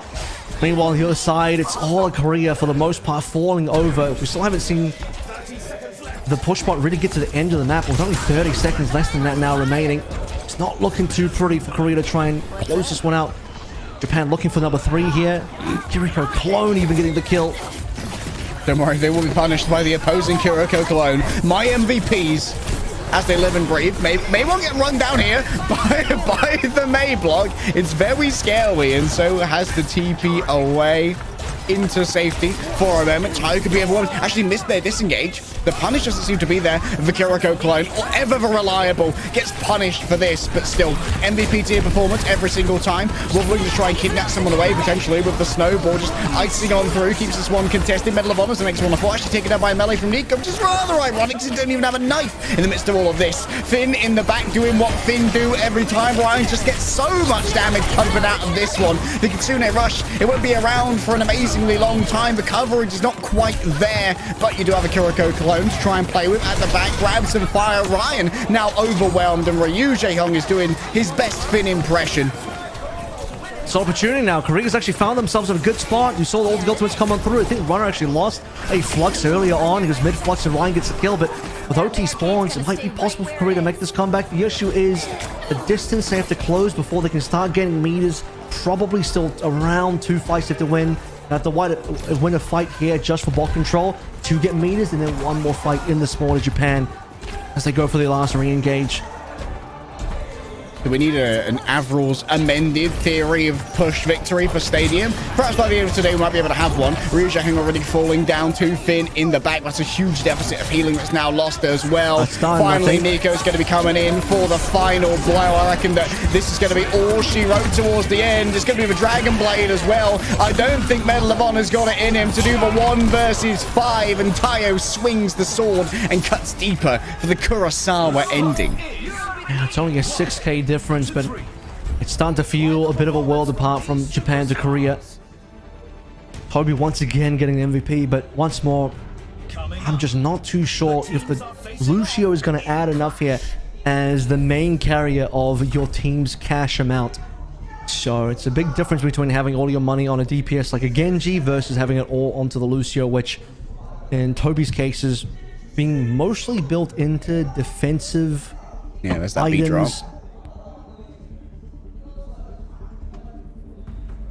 Does have a Tuzu actually for ryujehong. Yeah, well, yeah, he's trying to make sure he lives. He's got the beat drop for the ultimate cost reduction. Landing on an enemy with sound barrier deals 200 ability damage with an extra 50% for the ability power here. So, maybe that leads into something, but just seeing a decent amount of survival items in here with at least a couple of ability powers, but he's gonna have to get really active to be able to translate that into any sort of damage, whereas on the other side, Tayo in particular is just gonna be into full damage, full power. Most recently picked up Laceration for 35% additional damage over 3 seconds the enemies hit on Swift Strike. So, and most important is on the weapon side, getting that massive purple item, Ivy Spider. Extra damage to players below 30% life, as well as just raw 25% weapon power, which is a lot for those of you keeping track at home. Finn still has that bounty on 50.4k. The rich do get richer. Yeah, meanwhile, I did take a look at Medal of Honor's build one more time as well, and it's just not quite as pretty, particularly in the damage department. As mentioned, he went more for defense, he went more for survivability, but I think right now to win, you gotta get the kills, particularly now that Finn's starting to get away with on 50k. He's not on just the disgusting 6-way that we saw him before, but he has the biggest bounty. Probably also worth noting that if Finn is running the cooldown reduction on headshot, which I assume they are, given their build last time, that maybe you can find that off of the Kiriko clones as well. Runner and Ryan traded out here. Finn's hunting. Run away as fast as you can. ryujehong, oh, do you want to try and move up there? ryujehong's actually surrounded on both sides here, just as a TP out. Doesn't know about Finn, who's on this off angle, and now Finn's just imperiously reigning over the battlefield. Could just stare down from on high. Should be able to TP out with fairly easy cooldown reduction up into the sky. Nico just able to blast themselves essentially to the stratosphere off the back of every right click. Still gets run down by Runner. In the midst of all of this, it's an absolute farm of Kiriko clones right now. Maybe Runner can be the carrier that you're hoping for on Team Korea right now. He's certainly able to do so in this particular fight. Things are heating up a little bit. And Runner's currently the guy to look out for on the team. Tobi gets the final cleanup on the Tayo. Korea gets their first point. ryujehong with the late kill to Finn. That's actually impactful. That's going to really cause the numbers to be whittled down for Japan on their retake. Bounty claim as well for ryujehong. Yeah, massive. Narrowing the gap between those Kirikos. Already almost got the second cap here. It's going to be an exchange here off Kitsune. Rushes towards the back, goes Medal of Honor, slashing away with the blade. Extra slice speed. And there was a quickly deployed right-click YamatoN. However, amidst of all of this, Tayo's got a little bit more done. Already down is their counterpart on the off angle. Nico has themselves a tactical visor. Doesn't really need much help for aiming at the moment. Tobi could be overwhelmed. In a 2 versus 1 right now, Tayo just stabs him down. There might be a recontest towards the end. Oh, ryujehong has arrived with the clone army. The Grand Army of the Republic has finally attacked Geonosis.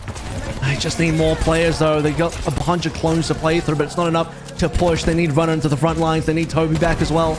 A couple of late deaths here. Maybe Tobi and Wolf should have just been able to fall down, fall off, and regroup after the disengage, but man, wanted to full commit. It was a good blizzard, but the extra respawn has come through from Japan. Just a little too much to deal with. Aggression from Finn. Early grab coming through. The deflectomy and the kinetic grasp do what they can. Ryan now up in the air. You need to try and take him out. However, the sound barrier is in just the right time. ryujehong tries to slip the net, but guess what? Nico's on the other side, and Tayo is able to come and try and chase them down as well. Looking for the crit off the back of the quick melee, but still this Kiriko is just so evasive. Trying to run him down can be a little bit difficult. Oh, the quick slash off the back of the deflect. Excellent perk use there by Tayo. Perfectly done. Japan. Match point, by the way. Wolf for the final contest. Sound barrier in for just a couple members. Not a lot to play through. Just the 2 members online, and Tayo is going to blade through, slash down Tobi. And once Wolf comes out of the icicle, can he do anything? Maywater slow it down, but he's the only one left to touch. Korea just didn't have anybody left. Team Japan, another 4-1. This team has basically been flawless. We're hitting close score lines in the middle, the beginning, I should say, typically the 1-to-1. So we're not activating mercy rules, but the later we get into these matches for Stadium, the more powerful Japan get, the more powerful Finn gets. Tayo now, I think, has been a real threat on the Genji. Previously, we saw him the cast. Okay, one of his signatures, he does play it well, but he never got to carry the day like what we saw on that Genji. That was different. And now Japan has got way more threats than just Finn on the Kiriko. Absolutely. That means Japan have locked in their first seed as well, as both of our other teams are 0-1. And Japan is sitting at 2-0. So they will be going straight to our grand finals. And the likelihood is that we're going to have a little bit of a preview matchup of our semi-finals for our final round robin between Team Korea and Team China.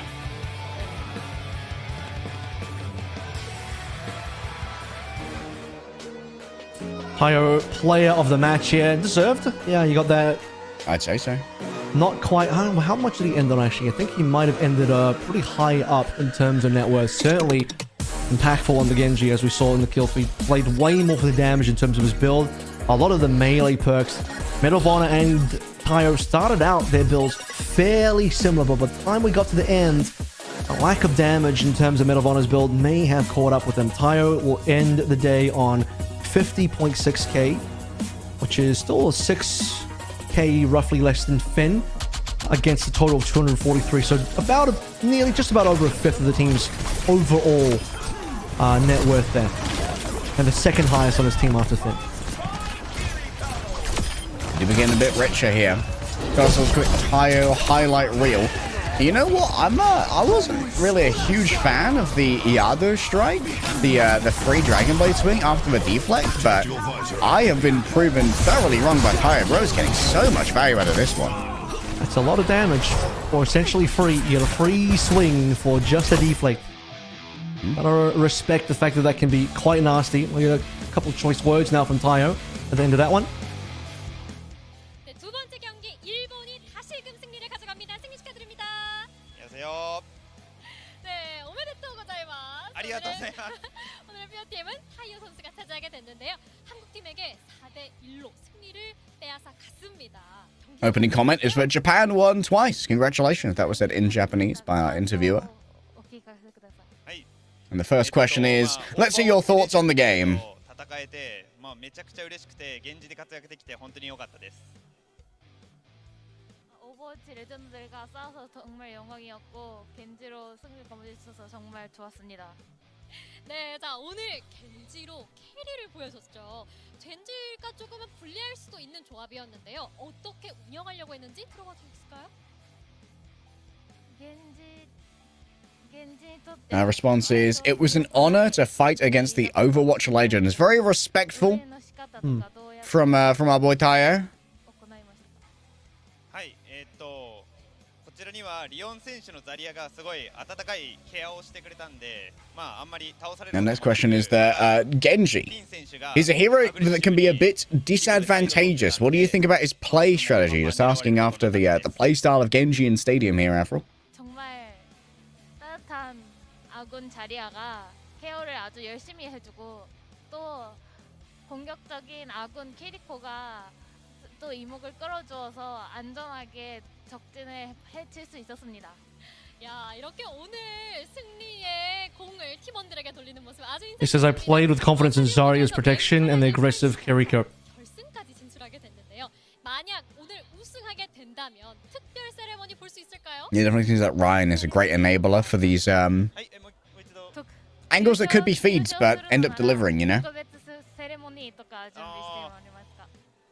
The next question is, if I win, I guess if Tayo wins, will I get to see a special ceremony? A celebratory dance or something? Drop the gritty?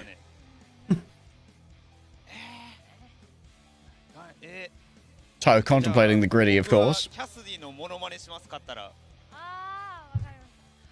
우승을 하면은 캐서디의 성대모사를 하도록 하겠습니다. 오, 우승하게 되면 캐서디 성대모사를 보여주겠다라고 제가 약속받아놨습니다.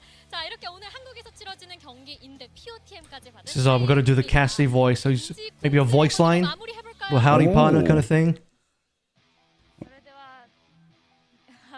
Is Tayo half American? I think Tayo might be half American. Yep. Got that cast in him.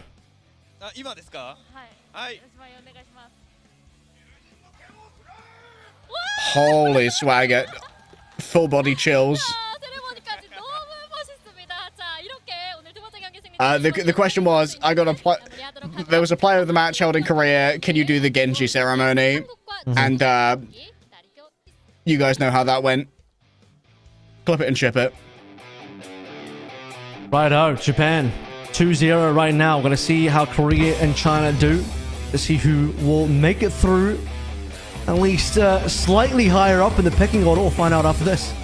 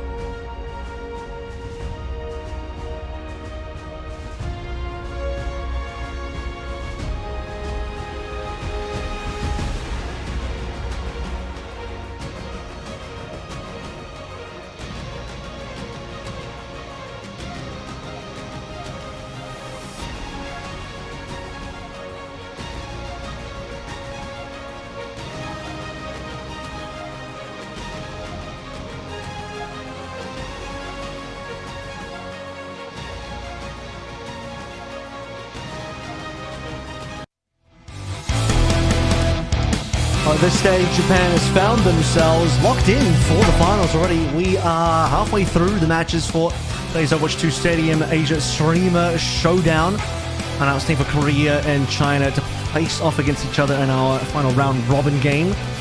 Scoreline currently sits at both Korea and China getting 1 round each off of Japan. And now this one's going to decide to see who at least gets that second seed. But I think we're basically going to get these 2 games back to back. We're going to get Korea versus China into another Korea versus China, because at this stage Japan is locked in first place so far. It's the equivalent of having a loser's bracket, you know? I guess it's always a loser's bracket. I don't know. It's a semi-final into a grand final. There's a second life here, so you've got to... There's going to be time... Yeah. There's going to be time to adapt, you know? It's Kalios. I know that guy. It's Kalios and Edison. Kalios from playing OWC Japan. Heard you through the grapevine. Somewhere. It's just Steady Eddie. glazed to me. He's so steady sitting in the back. True, bro is not going to fall off that chair anytime soon. See if Team China have consolidated their builds by being able to watch both Team Korea and Team Japan play the Kiriko with the clone to significant success. What do they play? Do they play Both teams. We've mostly seen the same heroes repeated. We have a lot of Zaryas. Runner did pull through a Sigma. If I remember correctly, Muzi had the Mei last time. Or no, he was the... They played Moira, yeah. 9 Duo was the Mei, and then Wolf was on Mei as well. One of the bigger differences, we did have a Genji come through in the last game. 2 Genjis, in fact. We didn't have a single Genji in our first game. But we have had Lucio every single time, nearly Kiriko every single time, and we've at least seen 1 soldier so far per match. We've played 2 matches, both at least 1 soldier. Yeah, soldier's just such a versatile pick in Stadium. You can pivot into weapon power or ability power. Personally, weapon power merchant over here. I like when the gun go... Although, not a huge fan of chain gun. I think it's pretty unforgiving. In that the second you stop holding down M1, you lose all those stacks. I'd love for it to ramp down a little bit. So maybe avoid the chain gun and go down the tactical visor route instead. Double Helix, always lots of fun. See what Runner plays this time around. I think he's discovering that Zarya actually might be the tank of the day, but also kind of depends on what your team's playing around. I think it makes a lot of sense when you have a Genji, and you can just sort of perma bubble them. Looking at Ryan's build so far, he's mostly played a very supportive Zarya. Lots of bubble play. Ended the last match with 2 of the particle barrier perks just to beef up the bubble even more. I say perks, they're the epic items, and then one of the powers, the actual powers you get for free every second round out of the first. So yeah, part of the reason why Tyro had a bit more of a pop off there. You can just drop the bubbles on him and he gets to do whatever he wants. Yeah, like it's Team Japan's comp almost works a bit like an aircraft carrier, you know? Like, you just have that central nexus as Vazaya. You send out your little fighter planes in the form of Finn and Tayo to go and wreak some havoc elsewhere. And then they come back to base and get their care there afterwards. Who would you say has done better so far between Korea and China versus Japan? They both did have the same scoreline at the end of the day versus Japan. I think that Korea did better, just in terms of being able to trade more frags. There was a round between Team China and Team Japan where the Kiriko clone got more final blows than Team China did. Which I think we definitely had Finn go more thick nasty in that China game than he did versus Korea. So there was.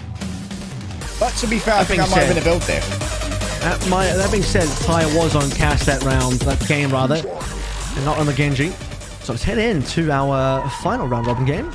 Only 20 seconds left until we kick this round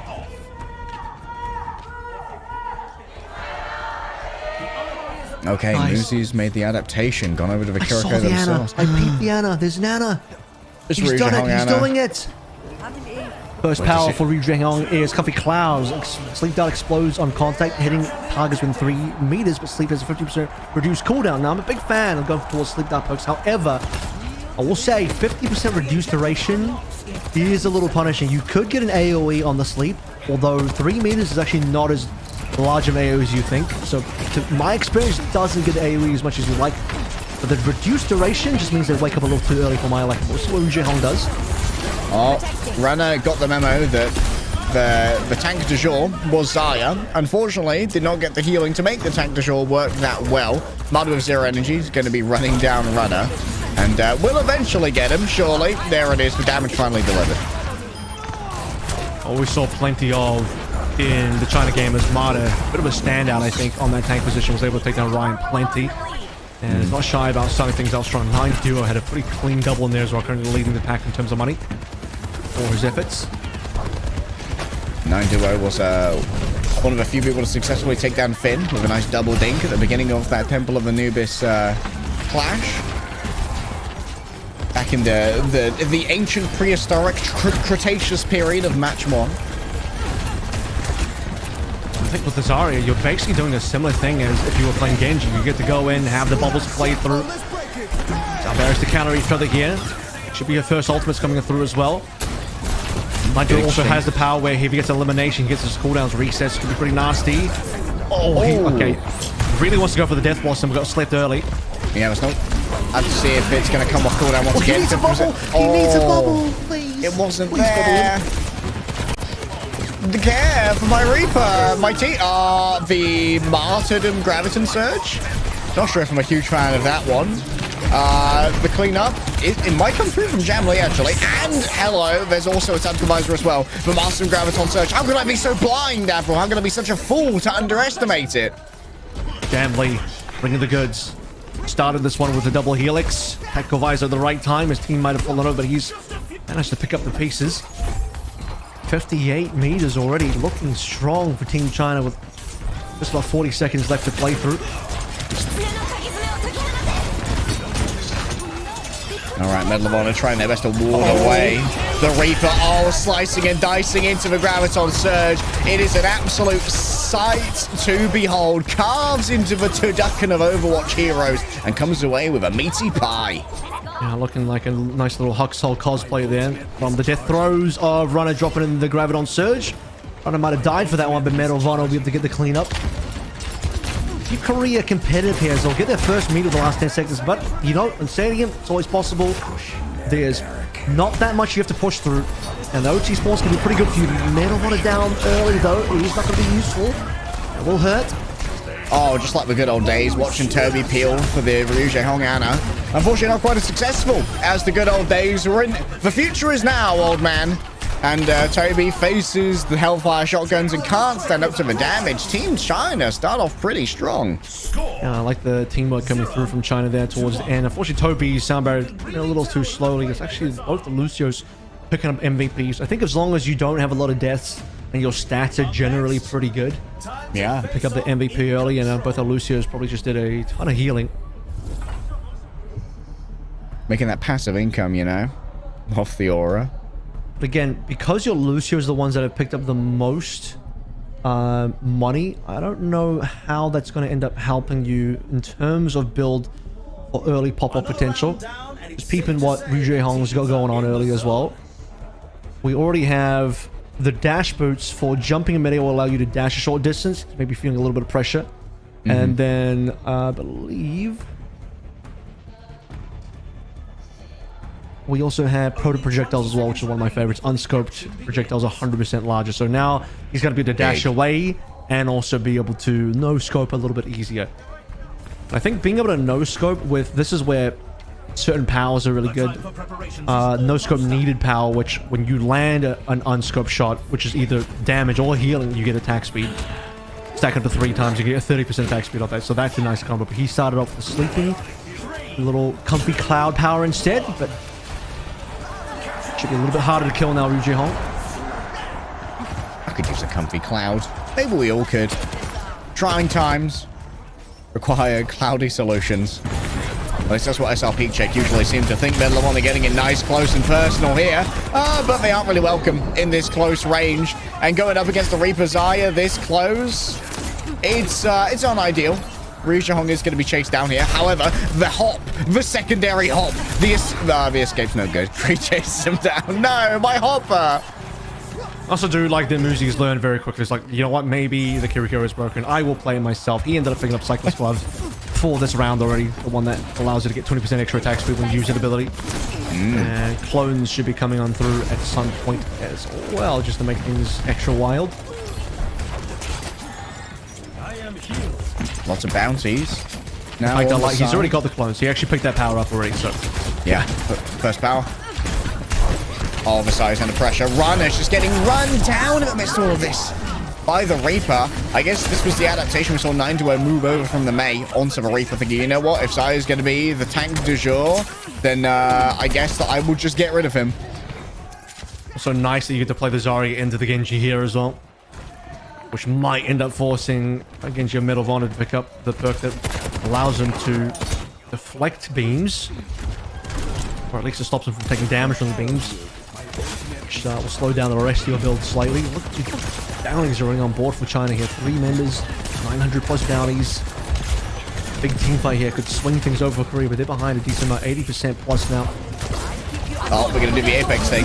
Oh no, they're just going to have to give over the emergency nano, I believe, onto the Zaya here, giving extra fighting power over to Runner. 100 energy, glowing bright like a Christmas tree, but already down on Tobi. The damage is too much to try and bear here, and it might be a last moment death blossom from 9-2. Just spinning to win a coup de grace upon Team Korea, who seem to have not been rewarded for their character pivots.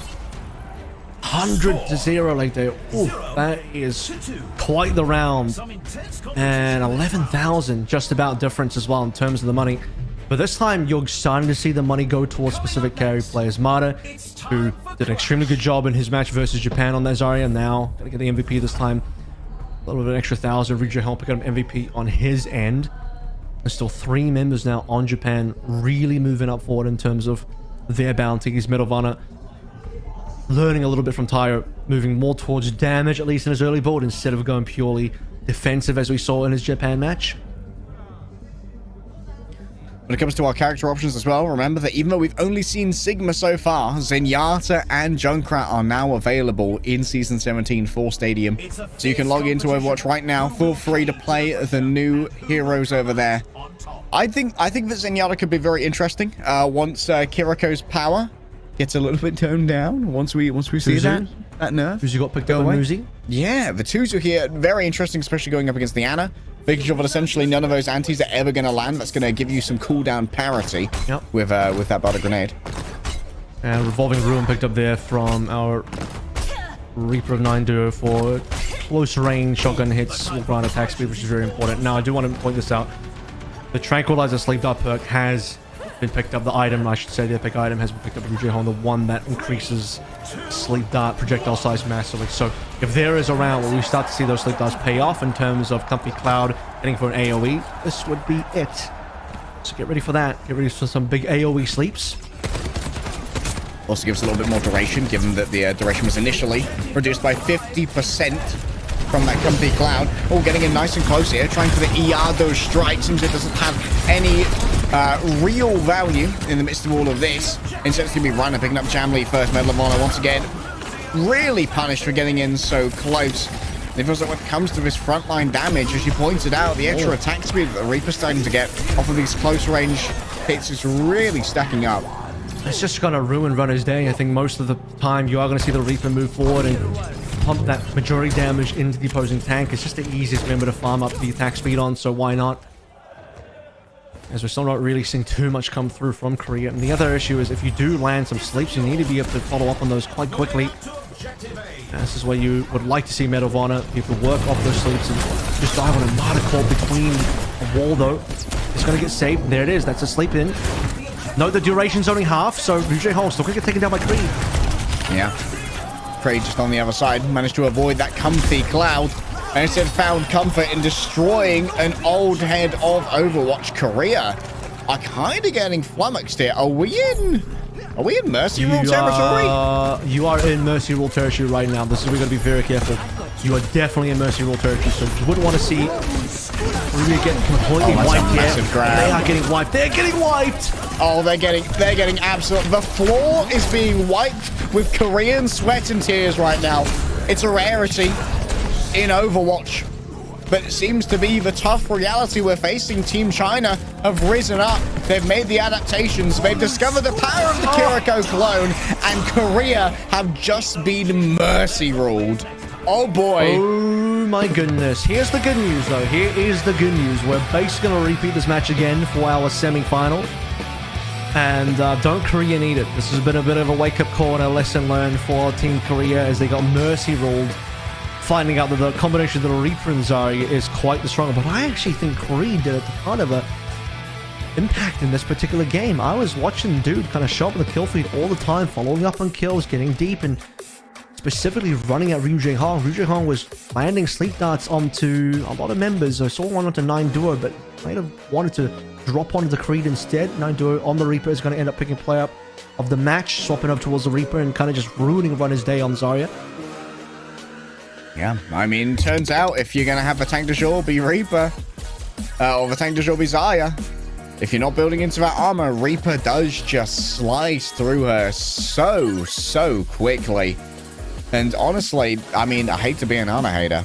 I don't want to disrespect the Elders of Honor, the pantheon that ryujehong has there, but feels like Kiriko and her clone are just too strong to leave on the table right now. I'll send ryujehong my build. I'll let him know. Yeah, let him know, man. Let him know. I'll let him know how to perfect that one. But no, I think the team play here from China is a bit of a difference maker. We saw that they were able to, at least in the earlier rounds in that Japan game, string together some decent team fight wins. Really, the game got away from them in the later rounds when Finn just got a little bit too strong. They didn't have the capability to shut them down. But in the earlier rounds, China looked good here. Getting that snowball early. Really running to ryujehong, who, by the way, despite picking up the jumping perk that lets him sort of Hanzo hop away, he still kind of felt like he was under mad pressure. So part of the reason why Tuntra might have been a better look, not only the damage and maybe the OP clone build, but just the fact that you can live. Much harder to kill when you can just TP away and Suzu yourself, etc. Turns out as well, if someone dives you and suddenly you can create a 2v1, that could be a little bit of an advantage. Anna's got no such capacity to 2v1, and it's really taxing Tobi's bandwidth as well. Should we into our interview here? Our player of the match, 9 Duo.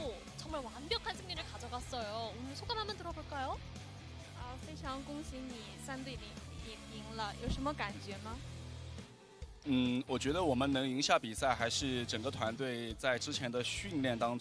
question is, it was a perfect 3-0 victory. Please tell us how you feel about said victory. 저희 팀원들한테 정말 고맙다는 말을 하고 싶어요. It says that I think the results of my practice have come out. I'm so grateful to my teammates.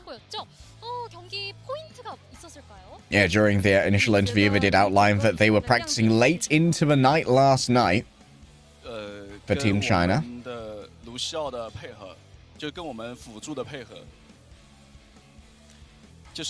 Next question is, you showed a good game on Reaper. What do you think about today's game? I guess how Reaper did in comparison to 9duo's previous outing on the May. Members mentions that it really comes down to the teamwork. He did also specifically say it was teamwork with the Lucio as well, spinning him in. I forgot you've got a little bit of the Mandarin knowledge. Next question is, I heard you prepared hard and went to eat samgyeopsal? How was it? I'm very sorry for trying to pronounce that dish. That's pork belly. Ooh. Jules has just been roused from his slumber somewhere. Great pork belly chef, Jules.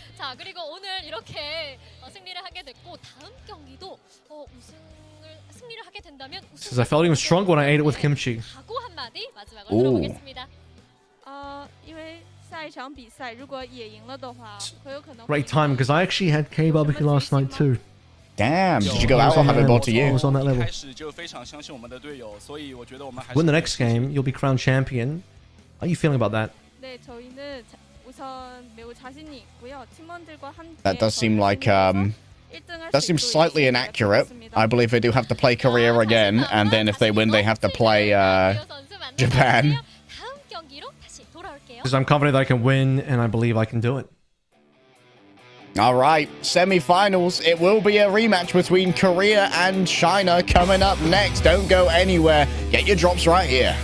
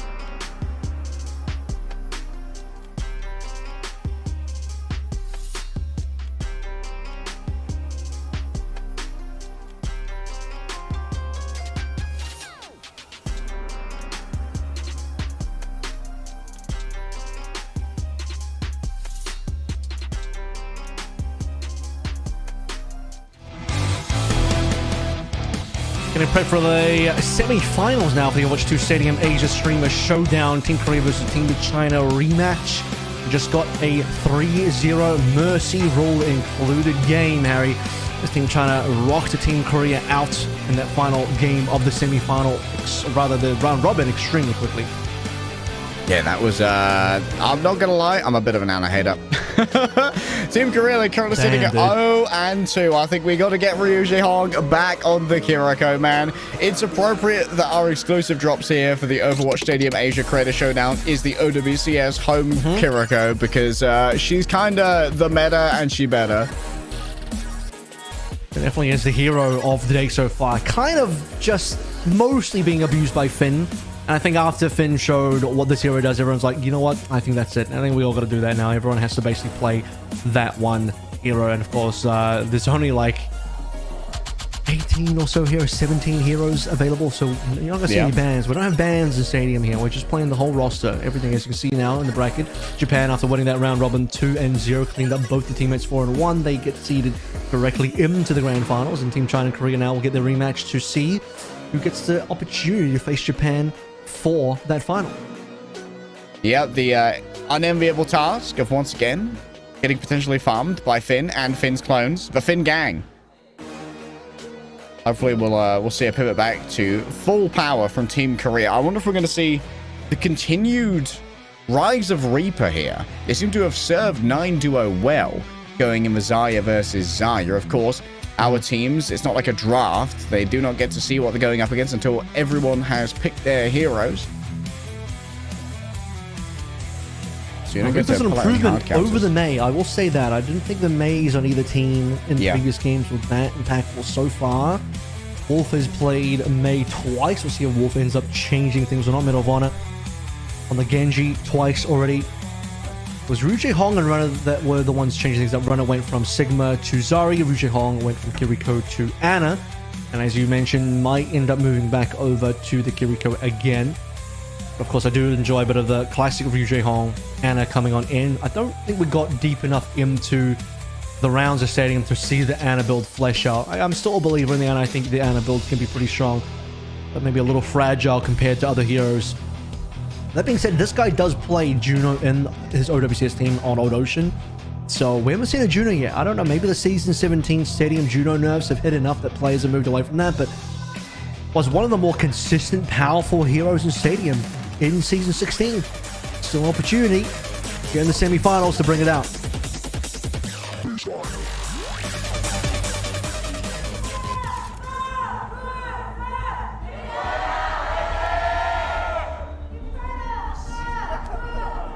Almost time for the first round, and the teams are readying up. Well, here we go. Clone is ready.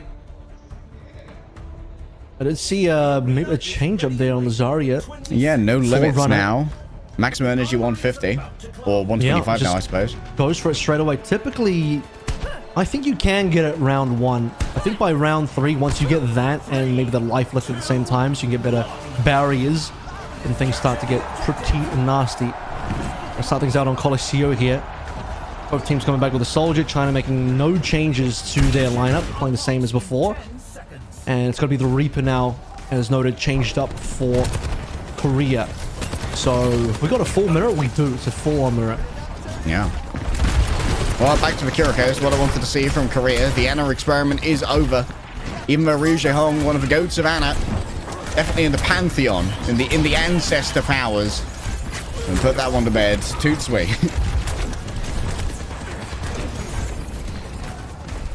China has been very good in these early skirmishes. And Japan, rather, Korea. Japan's still waiting in the next game. Korea's a lot more prepared. It's got to be Runner just getting run down, though. I just caught by a speed boost. Bubble being used a little bit earlier on, and as you said, the speed boost from Creed pushing China into the lead. They already managed to get themselves a meter. They'll be able to push even further in the meterage. You've been around as long as we have and as Creed has. Is it going from miraculous youngster to miraculous boomer?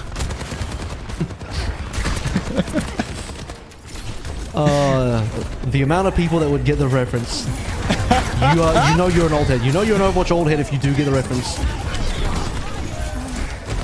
Yeah, if you get that one, you got your little medal. You know, you got your Overwatch League badge, and chat already caught up in the grab. Kitsune rushing to try and save everyone. However, Runner cannot stand up even with the additional healing power of the Afuda being levied against them. Still the Kiriko clone getting it done. ryujehong also moves on to Jamlee.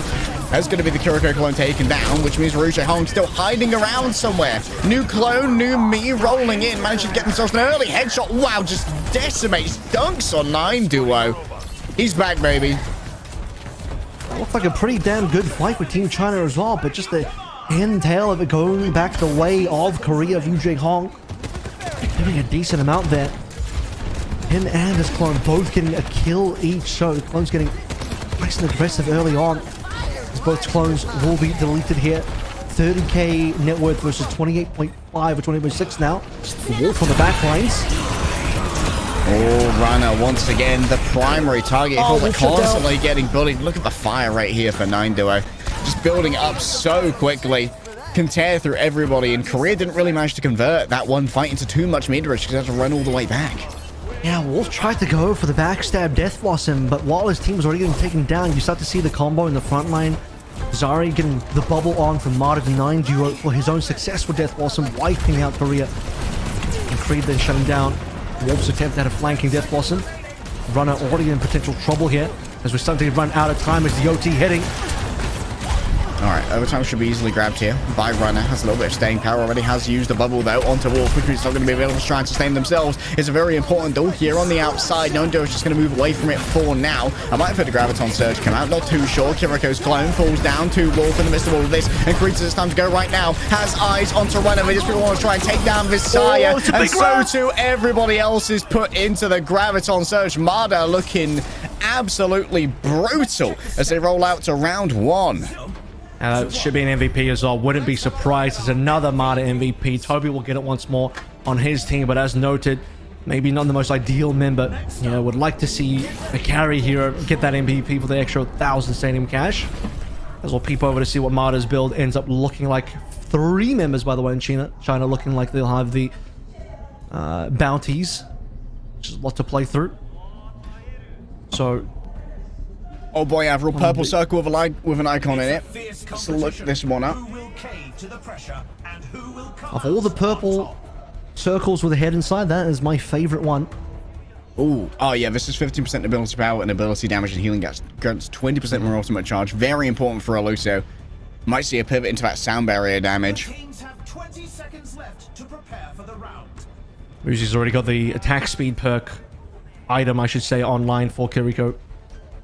Cyclist gloves, when using the ability, gain 20% attack speed for 3 seconds. Very cheap and extremely economical, that you can basically have a lot of uptime on that, especially once your cooldowns start to get low. TPN, 20% attack speed. I mean, for 5,000 cash, it's probably one of the best items you can get early on for Snowball, which is like we're trying to do here. 3 members with bounties on board. Opportunity to catch up now for Korea once they shut them down. Oh, Runner doesn't even have 10k yet. Have an absolute mare. I do feel like I agree with your earlier assessment that 150 energy perk might be a little early. Building up towards that 150 energy seems to have been mostly avoided thus far by China. Being very disciplined with how they're interacting with these bubbles. 9 duo taken out early by Tobi. Getting aggressive. We were talking in the break, and you were espousing the value of the aggressive Lucio. Still going to be Wolf punished, though, unfortunately. So Korea will be able to get control of point for the time being, but it doesn't look like they'll have to do much of a good time to try and win it out. Jamlee on the off angle. It's going to be the clones taking each other down. Uncontested here. Jamlee might just be able to do enough damage to be able to finish Sonot, but he hasn't been able to. That's going to start. Bounties will be picked up now. Muzi's lost his bounty. Support line for China gone. At least Jamlee's managed to get away, you would imagine. That's going to be 1 bounty kept up. I mean, Jamlee's Mr. Consistent on that angle, right, but it feels like doesn't really have that much burst potential. Kind of feeds over quite a bit of additional ultimate charge to the aura healing. Hello, ryujehong's looking a little bit nasty with it. Won't be able to get MADA off disengage. Gets into cover rather well with that right click. Ilvano showing a little bit better consistency on the Soldier compared to where he was in the Genji before. This is Korea's opportunity now. I'd like to see them to bounce back. You wouldn't want to see another Mercy rule being implemented. Oh, it's a Kiriko. Duo. Nice one. Wait, mate. 8 out of 8 for 9 duos. That's the real Tobi. 9 out of 8 even. 9 duo continues to just run him on down. Going up after runner here. Plenty of energy, but not enough staying power. The heals aren't there. Good retake by China. Now 1,125 for Jamlee's bounty, and leading that money net worth is still going to be MADA, who is, mind you, 5k ahead of runner, who you noted didn't even have 10k to his name walking into the second round. He's going to have to catch up to start dealing damage. Oh, that's a nasty solo it's a big grab.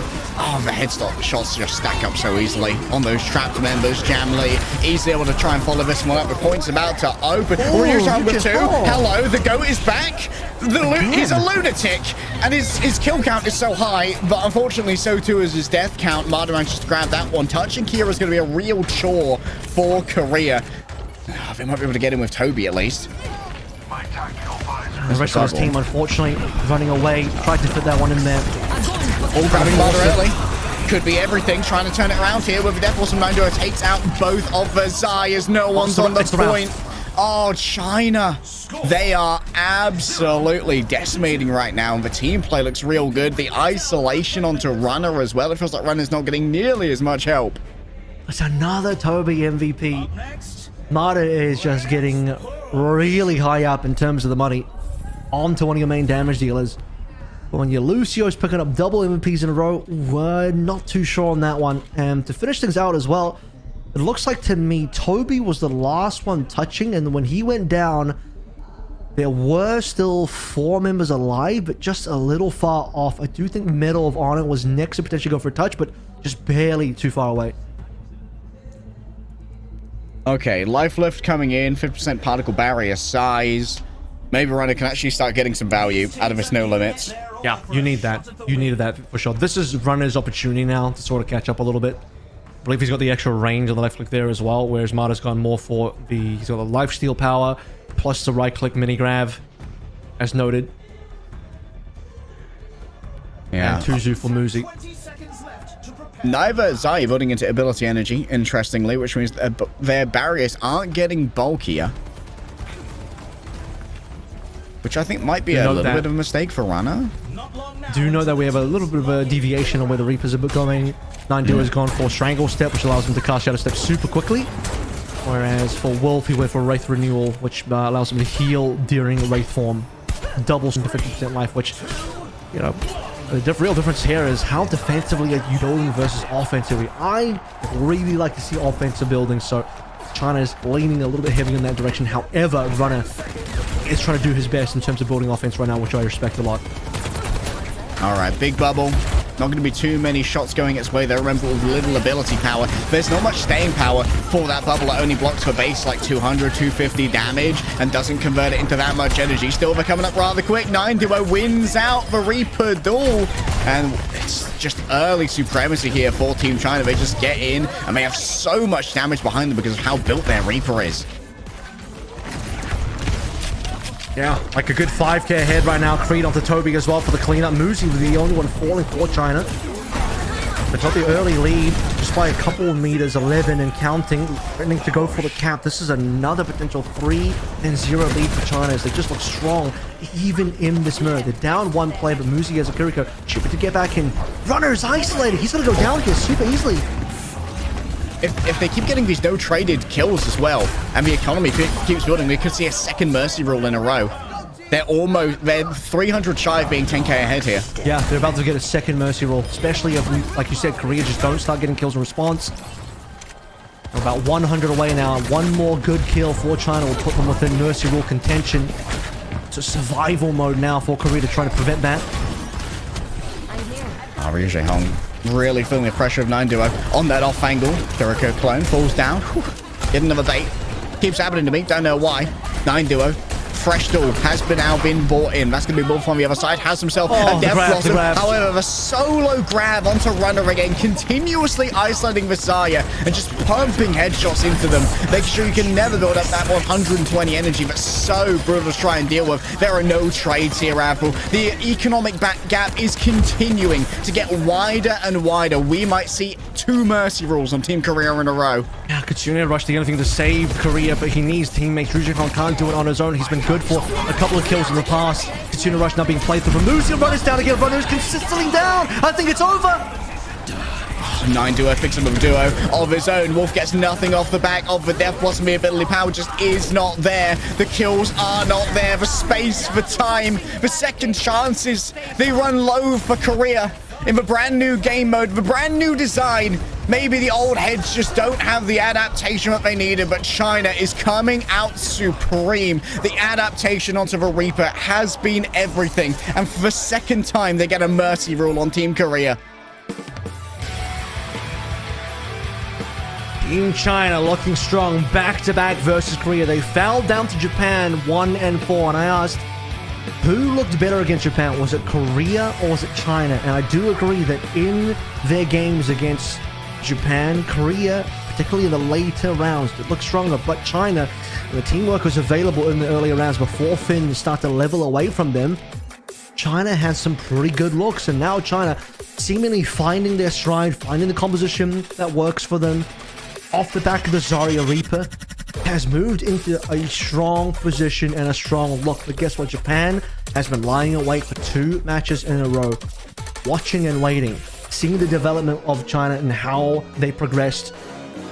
This Reaper look now is gonna be where China might lock in against Japan for the final. Play the match going the way of MADA in that very defining Zarya that he's played every single game now to quite good success, even when they lost versus Japan.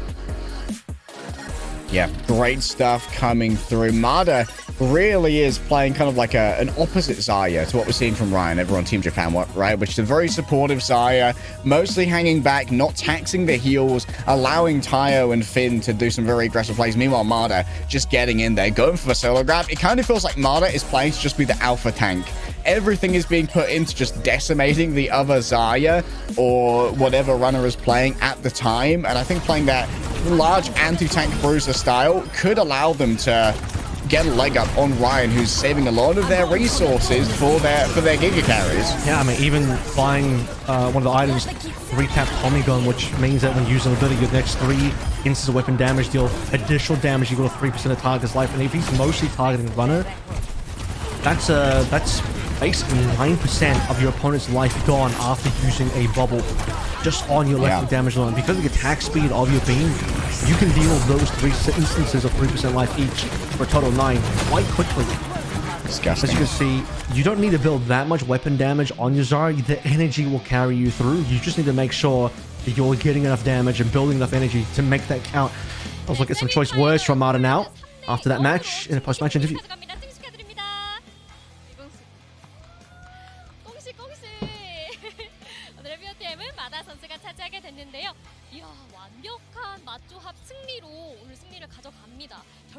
Of course, opening up with the congratulations on the victory for MADA.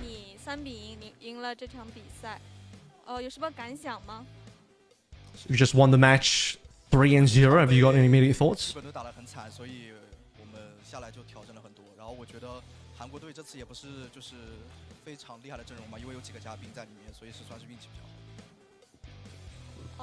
우선 일본 팀에게 져서 그래서 더욱 열심히 한 것 같고요. 한국 팀도 너무 잘하셔서 그렇게 쉽게 이긴 경기는 아니었던 것 같습니다. 쉽게 이긴 경기는 아니었지만 정말 최선을 다했다라고 말씀 들어봤습니다. 완급 조절이 완벽한 Response here from MADA. After losing to the Japanese team, I worked harder. Certainly was putting in some work, and it wasn't easy because it was a Korean team. It wasn't easy, but we did mercy roll them twice in a row. 스타디움 자리야 운영 꿀팁 들어볼 수 있을까요? 因为你和士兵的默契特别好，对此有什么想法吗？ Is there any know-how on the Zarya hero that Nico said was good? 练了很多啊，所以默契好挺正常的。 연습을 많이 해서 Colloquially asking for some tips again. 또 솔저랑 더 연습을 많이 했기 때문에 Or how to play with a Reaper. 더 좋은 경기였던 것 같습니다. 네, 좋은 경기를 펼쳐주셨는데 이제는 우승만이 남았습니다. 파이널에 And the answer here, it seems like the teamwork was good because of the practice, which makes sense. We've heard multiple times about how much Team China have been practicing since getting to Korea. They're in the WDG studio at Hongdae. 我觉得我们很难拿第一，因为毕竟几个 OW 要在那儿的，就是能走到这里挺开心了。일본 팀이 너무 강해서 Now all that's left to win, but is there any special ceremony if you win? And he said it's going to be very difficult to win because they have some OWCS players on the other team. 아직 몰라요. We'll be 숨겨놓은 very glad if we do. 저력이 있을지도 모릅니다. 자, 그렇다면 Can't open notice, no ceremony, question mark? 들어보고 일본 팀에게 한마디 보내주십시오. 下一场比赛就是要和日本了吗？想听一下你的决心。 Next question is asking you for a word to the Japanese team. 决心吗？就是都被打成这样了，也没什么决心，就是尽力就好。有什么话想对日本队说吗？下手勤一点吧。 열심히 연습했던 만큼 최선을 다해서 경기를 할 거고요. 일본 팀에게는 좀 살살 했으면 좋겠습니다. 일본 팀 살살 해달라. Says I'll do my best in the game as much as I practice. 싶다라고 말씀해 주셨습니다. 저도 응원 보내도록 할게요. 짜요. 짜요 짜요. Please be a little weaker in the final. 마지막 경기. Get thin on Arisa right now. All right. Finals will be Team Japan versus Team China coming up on your screens real soon. Don't go anywhere. This is the Overwatch 2 Stadium Asia Streamer Showdown.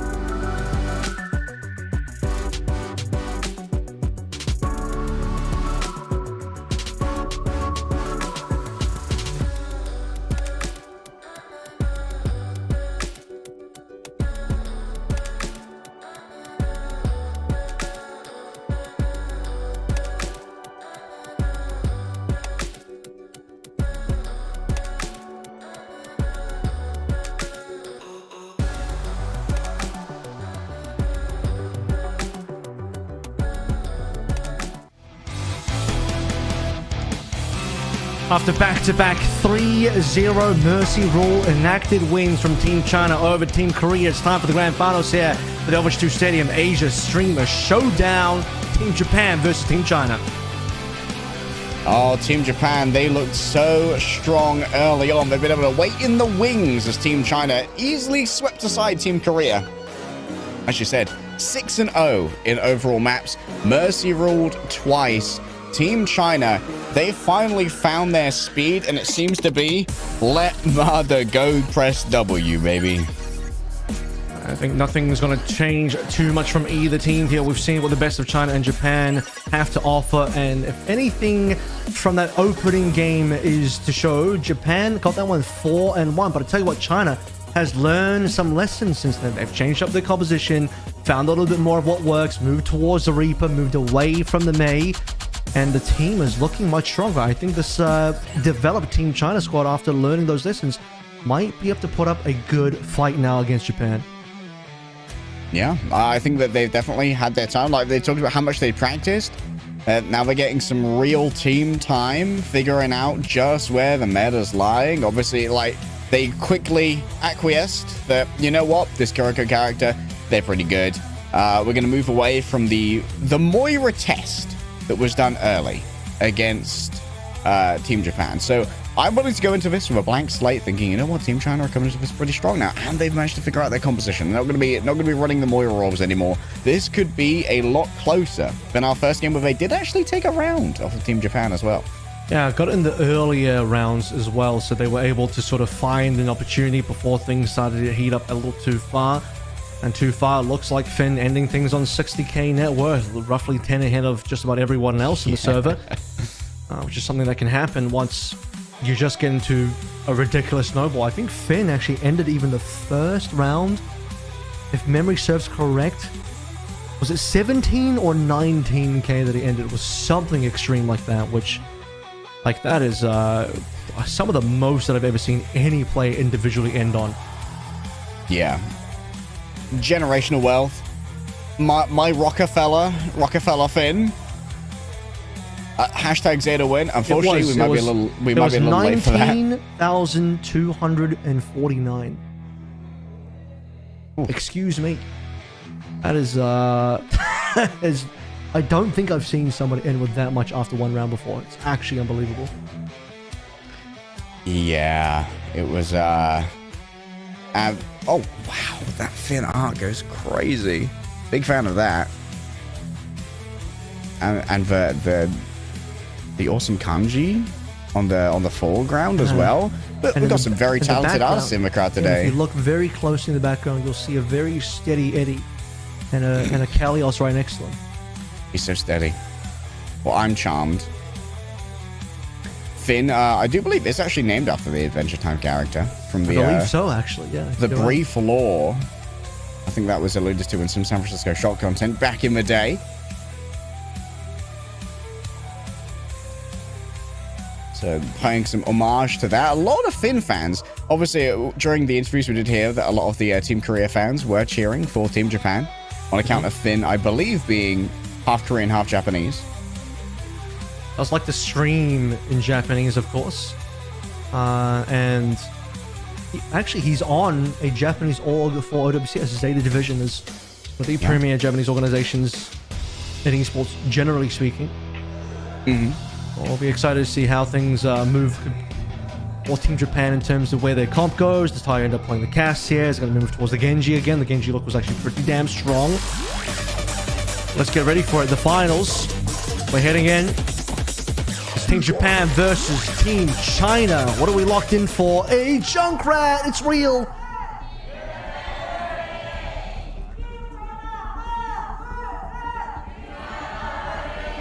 Oh, the Junkrat, it's real. And live in game right now, if you want to go and give it a go, I guess just go big weapon power. Let me quickly check what that power do. Yeah, what that power do? Frag launch has a 25% chance of launch and extra projectile that deals 66% reduced damage. A Gamba so just mechanic. Pure spam.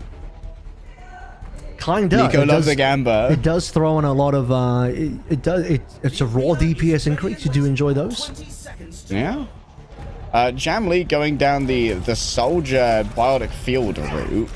I'm not a huge fan of it. I'm not gonna lie. But I believe that's frontliners. Allies in range of your biotic field gain over health equal to 25% of your max life for 3 seconds. Typically he's actually gone for the double helix start, so that's interesting he hasn't done that this time around, but Nico's here to have a full bit of fun. I will remind everyone that this is just a single game. We're not playing a best of 3 or anything. You win this, you win. So Nico's going to really try and make the Junkrat work for this one. This could be a little bit of a struggle. China is not changing anything in terms of their compositions, just keeping it nice and simple. Players move back over towards the cast. No Genji, but it's really Finn, the big carry that we saw from the first game. In fact, every single game is the one to watch. Okay, Finn's returned as well, going back to a freely targetable Swift Step rather than the clone early on. Whoa, Creed and 9 duo instantly combining for 4 kills. I believe that they're tracking Finn in the back, manages to get them. Jamlee with a chase down. China looking strong. I think the reason Finn likes to go for the targetable Swift Step or anywhere you want to TP is just the capability to A, stay alive, and B, move around the map with freedom and get the flanks going, find angles, you can find the headshots. Here's a really interesting duel, but it's going to get interrupted by the clone of all people, and the clone actually gets a melee kill. That's a rarity. Also, next time you see Tayo on your screen, check out the classic magenta crosshair. From the times long past, it was forged from Mithril in the dwarven caverns of Minas Tirith, or rather of Khazad Dûm. Pardon me, Minas Tirith actually in Gondor. You saved yourself there. Don't worry, Lord of the Rings fans. The Tolkien hands won't come to your head just yet. I will be putting out a protracted apology. He's about to win it. They got it. I think they got it. Barely. No, there's a touch. There isn't. Finn just too late to get in there. A grab on the high ground to prevent anyone from moving in. We got a first round going the way of China. That will certainly slow down any sort of momentum for not just Japan overall, but notably for Finn, who went down a couple times there. In fact, didn't even get the player of the match, the MVP, I should say, was Nico. I think MVPs typically get awarded based on stats. Could be on KD, but Nico would have been able to, off the back of just spamming, particularly with that power that gives you extra RNG grenades, the most damage. I mean, let's also think about what Nico playing Junkrat does to the overall game plan for China, which is MADA go W, and how are you ever not going to have full energy as a Zarya going up against a Junkrat in Stadium? You are never going to be missing out on that. Already a full set of items for MADA has brought up a collection of greens. You might even want to consider the energy perk early now, the one that gives you up to 125, considering you're probably going to get a lot of energy. The downside is you're likely to get your shield broken more often than you'd like, but you're going to deal a lot of damage, so there is that.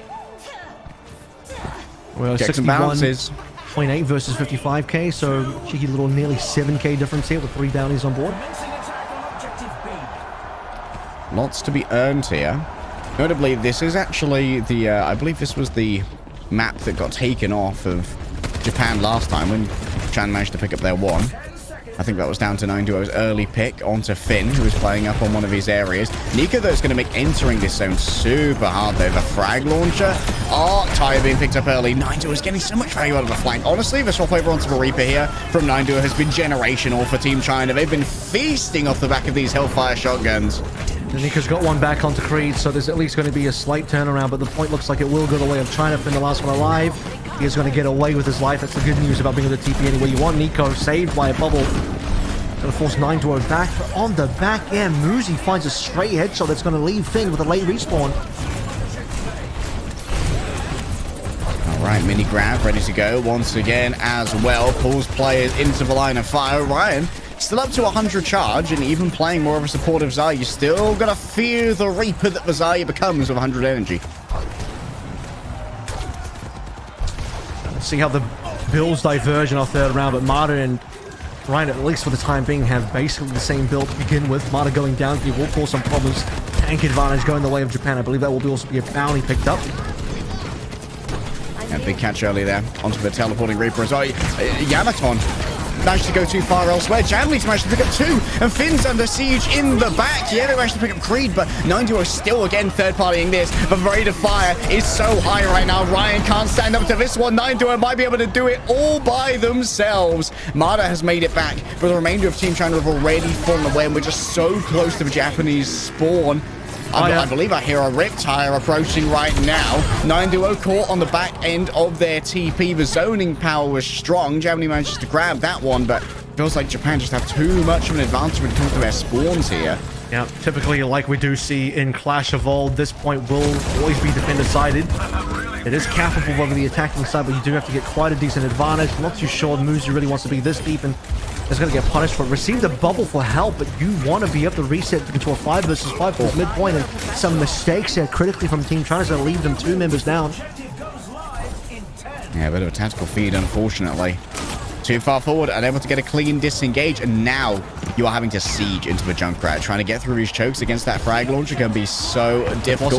9 hops on in, ready to go, with so much overwhelming force, though. An attempt to maybe try and force an Ajax. Bubble comes through to make sure that their Blossom gets its value. Rolling forward, Finn super low. Right clicks here from Tayo. Look at that crosshair. It's an absolute flashbang of pink. My eyes are going to be stained for a generation. But China are leaving a bloodstain on the floor that was previously Team Japan, and they grabbed themselves a 2-0. And a lead as well, not just a 2-0, but a situation that didn't really find themselves in the opening Japan match. Maybe Japan evening things out a little bit by changing their composition to, I respect it, make it a little bit more fun. Here's putting themselves into a very warmed up and a very reinvigorated China squad that's found themselves a nice combination of heroes. Let's see where these builds develop now.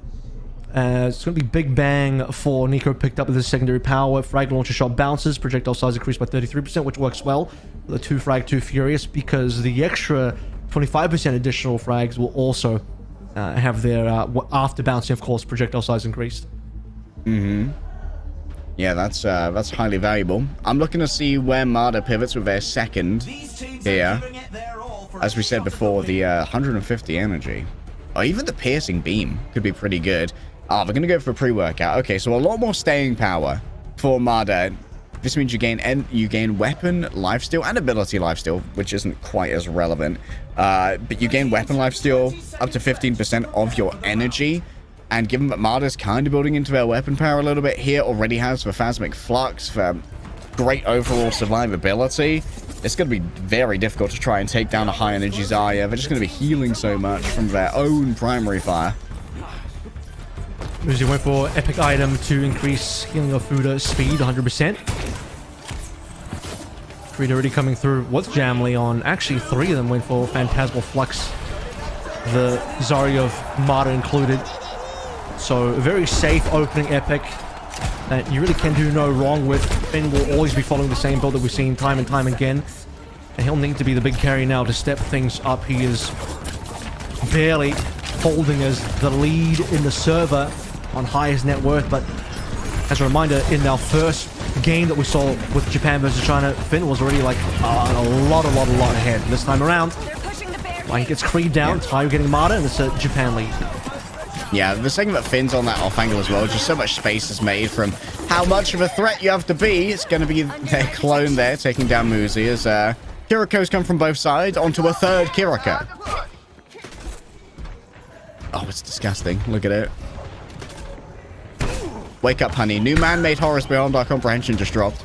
And don't worry, he'll hit headshots. I was going to say he'll hit headshots just fine, but there we go. One of them hit. One of them has indeed found target. How does he do it with that crosshair? Will's biggest head's being found. He's also on his screen. You don't see it, but on his screen, the heads are also bigger. Oh, makes sense. However, 2 supports in their face, going up against the Kiriko. Yeah, he's got a pretty big head himself. I'm not going to lie about that one. Muzi disengages, summons a brand new clone to add to the collection. And now it's time for MADA to roll on forward. 80 energy, a Graviton surge. Oh, it's the same thing again. You are learning what Runner learned so painfully. Rion finds out that solo grab does go crazy. Actually, I'm not too sure if the defensive sound barrier came through, but the offensive one certainly did. Will be dropped by Creed to support MADA.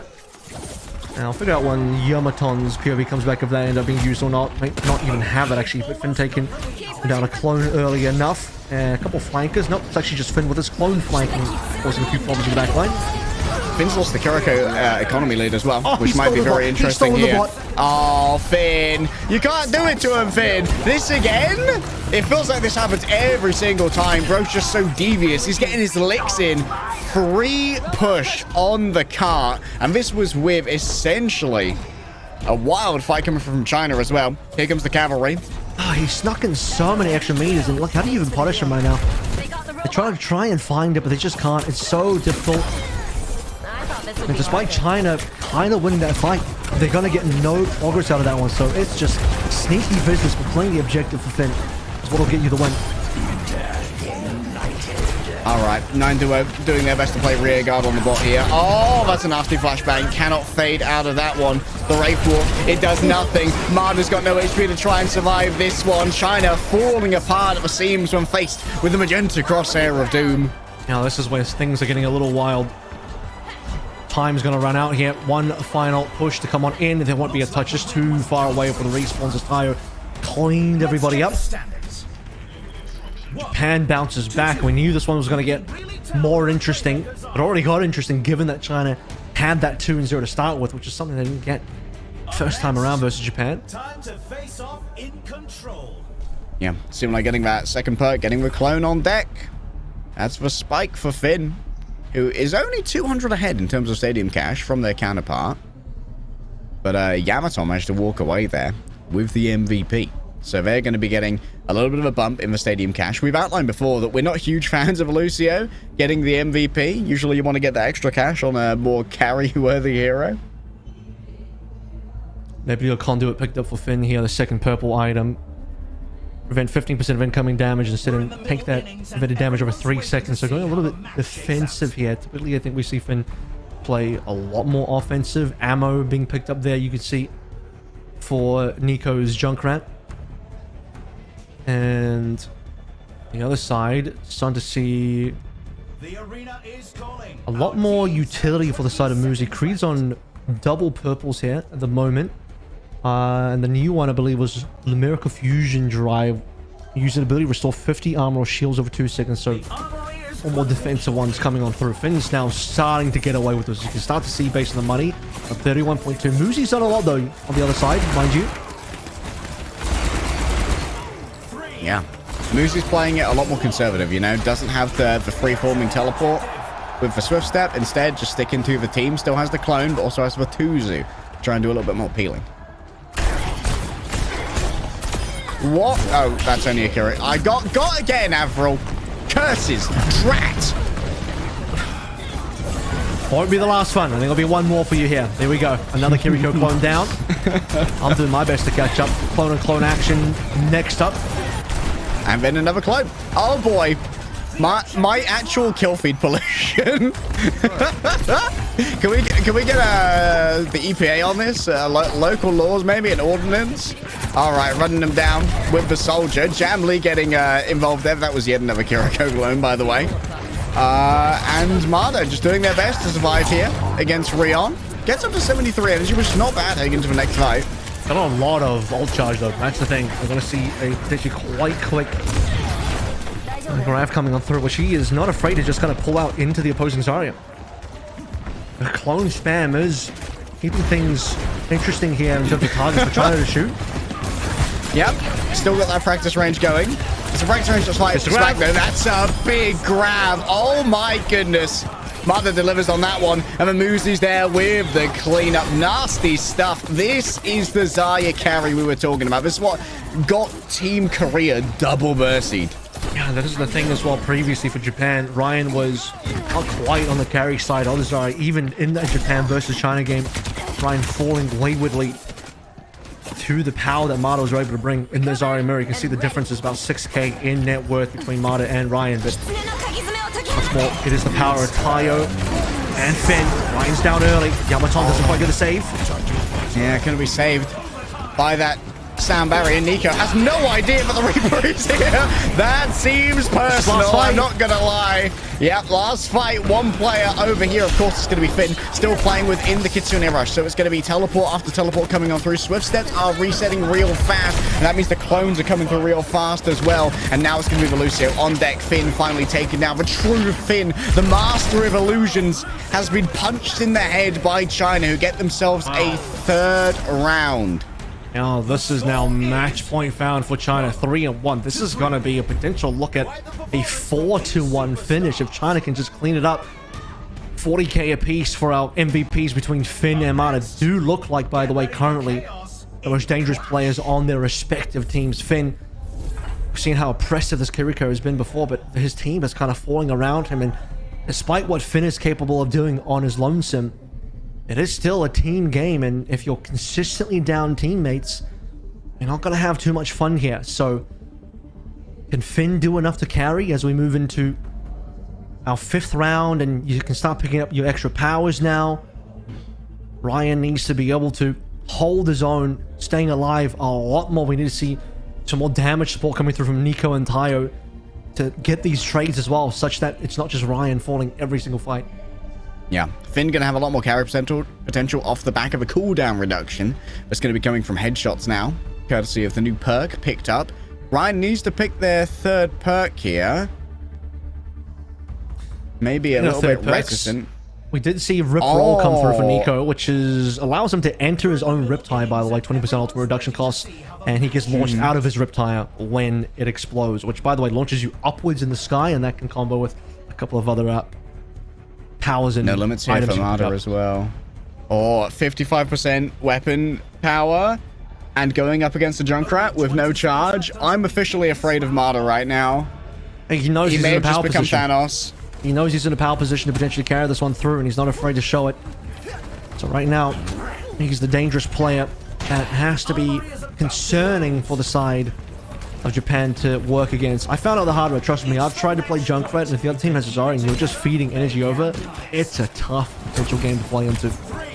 So Finn better be on big carry potential here, maybe even Tayo. Bring us to at least another round. Remember, we're at match point now. This is do or die for Japan. Yeah, after such early power spikes, it looked like Japan might be unbeatable. Finn on the main. Arzae's a division flex support rolling through. This is so aggressive. What was bro thinking? Did he think that was his team? I don't know. Oh, that was a little bit wild, bro. A little bit quirky. He needs a bubble. Somewhat ill-informed. He needs a bubble at least. Get a little bit of help from Ryan. I could see the vision there. He wants to get in for some cheeky headshots, but just needs the team support to get that done. Unfortunately, he ends up kind of just running into all 5 there and face checking them. And with that early kill, your best player down as well, Japan will cop a extremely large team fight loss. Now China only need 1 more point on this clash of Honoroka to take away the grand final. Yeah, 1 point between China and the crown.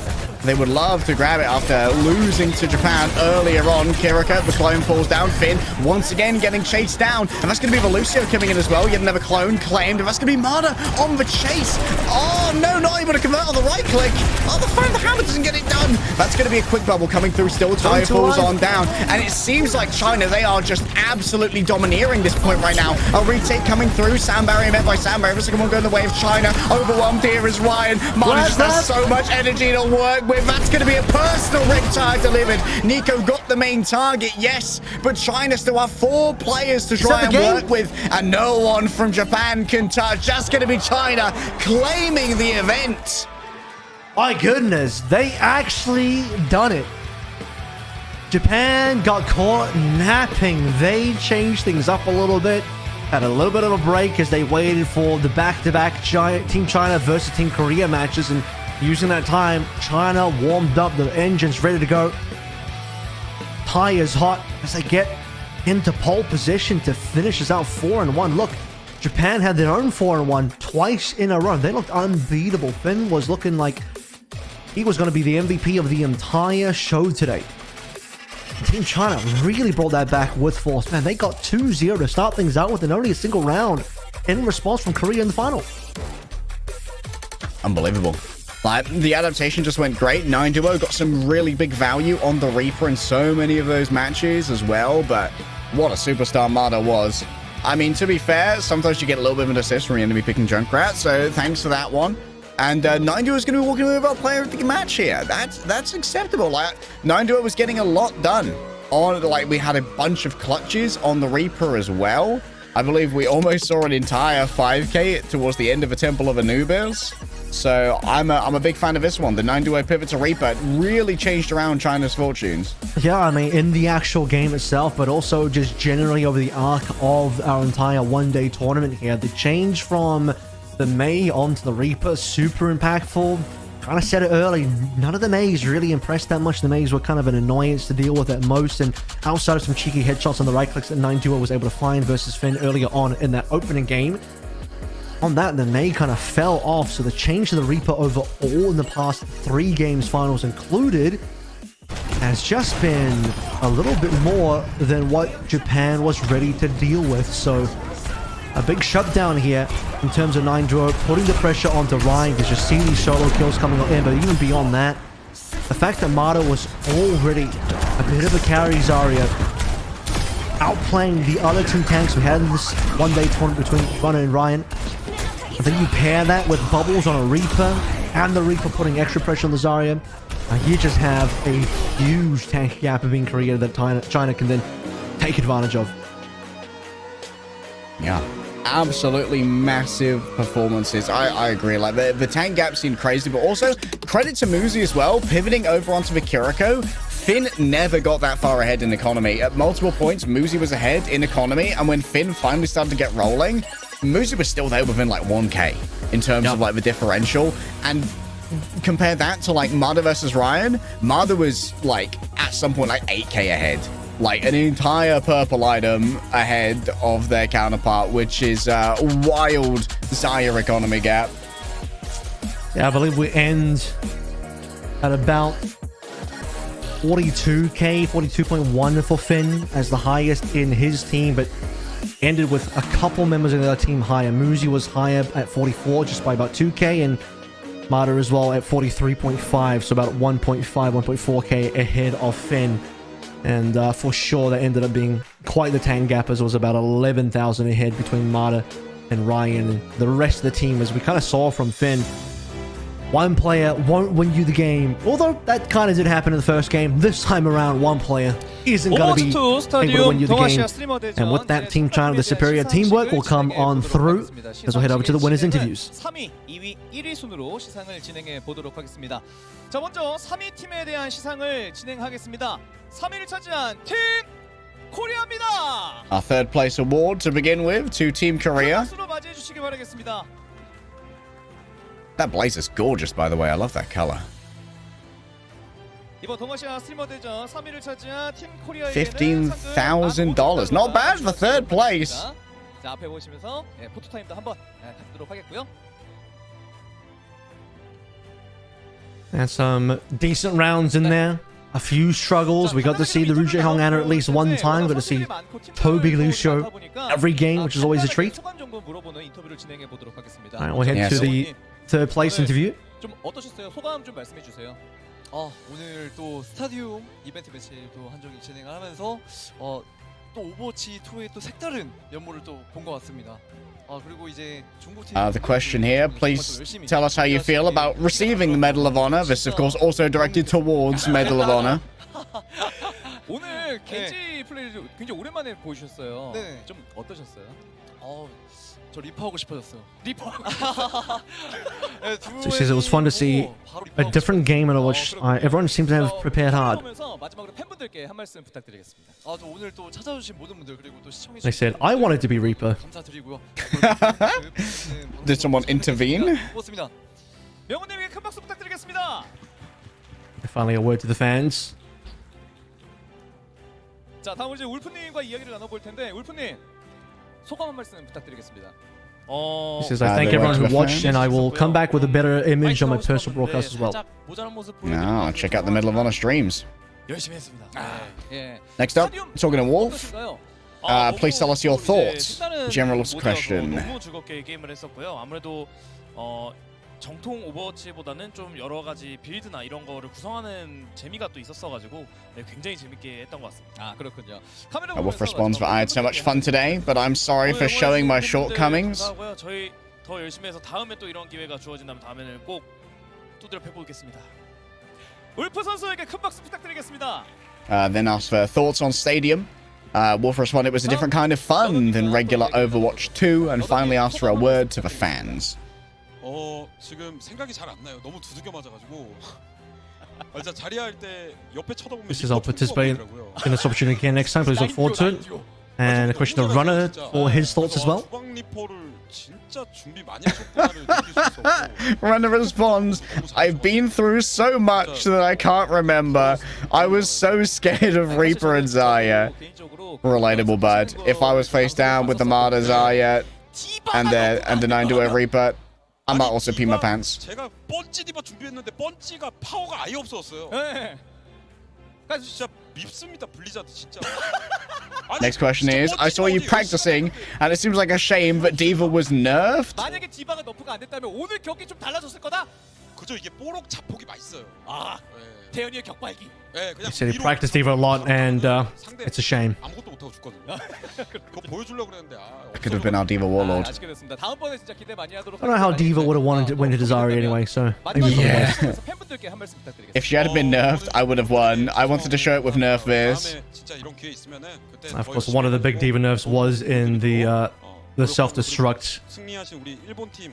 There used to be a self-destruct build that had extreme range where you could just catch players off, but I think they nerfed that one quite significantly and finally went to the fans. He says, I'm so sorry for losing. I want to show a better side next time.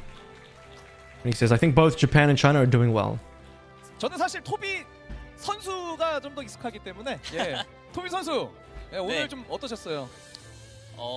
이제 스타디움으로 팀 게임을 해본 게 처음이었는데. Next up is Toby for our interview.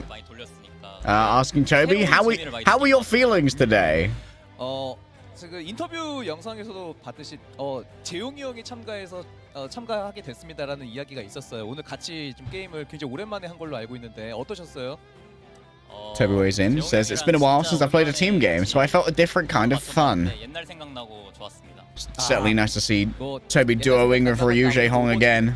이야기하시는 것 같은데 그 향수를 기억하시고 현장에 정말 많은 분들이 와주셨어요. 그리고 시청하고 계신 팬분들께도 마지막으로 한 말씀 부탁드리도록 하겠습니다. On that, the next question was, how did it feel to play a game with ryujehong after a long time? 응원해주신 팬분들 정말 감사드리고 초청해준 이제 블리자드도 정말 감사하고. Toby responded, it brought back old memories. It was so good. I'm right there with you, bud. Word to the fans, and he says, although the result was disappointing, thank you so much for watching. 하나만 더 여쭤볼게요, 도비 선수. 만약에 다음번에도 이런 기회가 있다면은 그때도 참가하실 의향이 있으신가요? 네, 저는 뭐 불러만 주신다면 더. Said I did it with ryujehong, but the result was disappointing. And then, do you plan to participate again next time? And he says, I will definitely participate next time. 마지막 류재홍 선수와 인터뷰를 나눠보도록 하겠습니다. Look forward I to will seeing do that. it even without ryujehong. Even when we vote kick ryujehong, I will be there. Next question is to ryujehong. Please tell us how you felt today. 요원이 많으면 훨씬 더 재밌을 것 같거든요. 영웅들이 지금 약간 좀 적다. 조금 더 추가가 돼야 된다. ryujehong responds, it was so much fun. I wish they added other heroes too. 해주세요. Your answer's right there, bud. Which ones? All the heroes he plays is in the game, right? Is in the stadium right now. 어차피 세미파이널에서 He wants Winston in here, you know. 역시 안 되겠더라고요. 괜히 좀 오기를 부렸던 것 같고. Ana Kiriko, what are you thinking today? 재밌었죠. 이겼으면 더 He 재밌을 said, 것 같아요. Ana wasn't that great. I did kind of get run over a little bit. That's what I'm saying, brother. It's alright, I got the build. I'll share it. Yeah, he says, Kiriko was fun. It would have been better if we won, but it was still good. 올린다고 했는데 그걸 못 지켜드려서 죄송하고요. 일단은 오늘 시청해주시고 현장에 와주신 팬 여러분들께 정말 감사하다는 말씀 드리고 싶고. A word to the fans here. ryujehong apologizes, saying, I'm sorry I couldn't raise Korea's status. Thank you to everyone who came to the studio and watched. 큰 박수 부탁드리도록 하겠습니다. 자, 이렇게 해서 팀 코리아와 인터뷰를 나눠봤고요. 3위를 차지하면서 이번 대회 마무리하게 됐습니다. I'm sorry again. 뜨거운 박수 부탁드립니다. Somber ending to our third place interview there for Team Korea, walking away with their $15,000.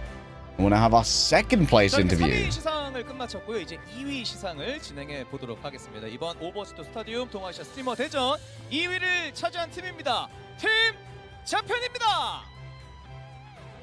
Our second place team, Team Japan, now taking the stage.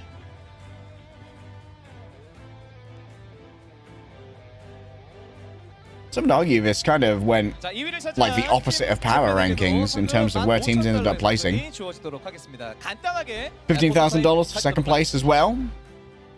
앞에 보면서 카메라 버터 타임.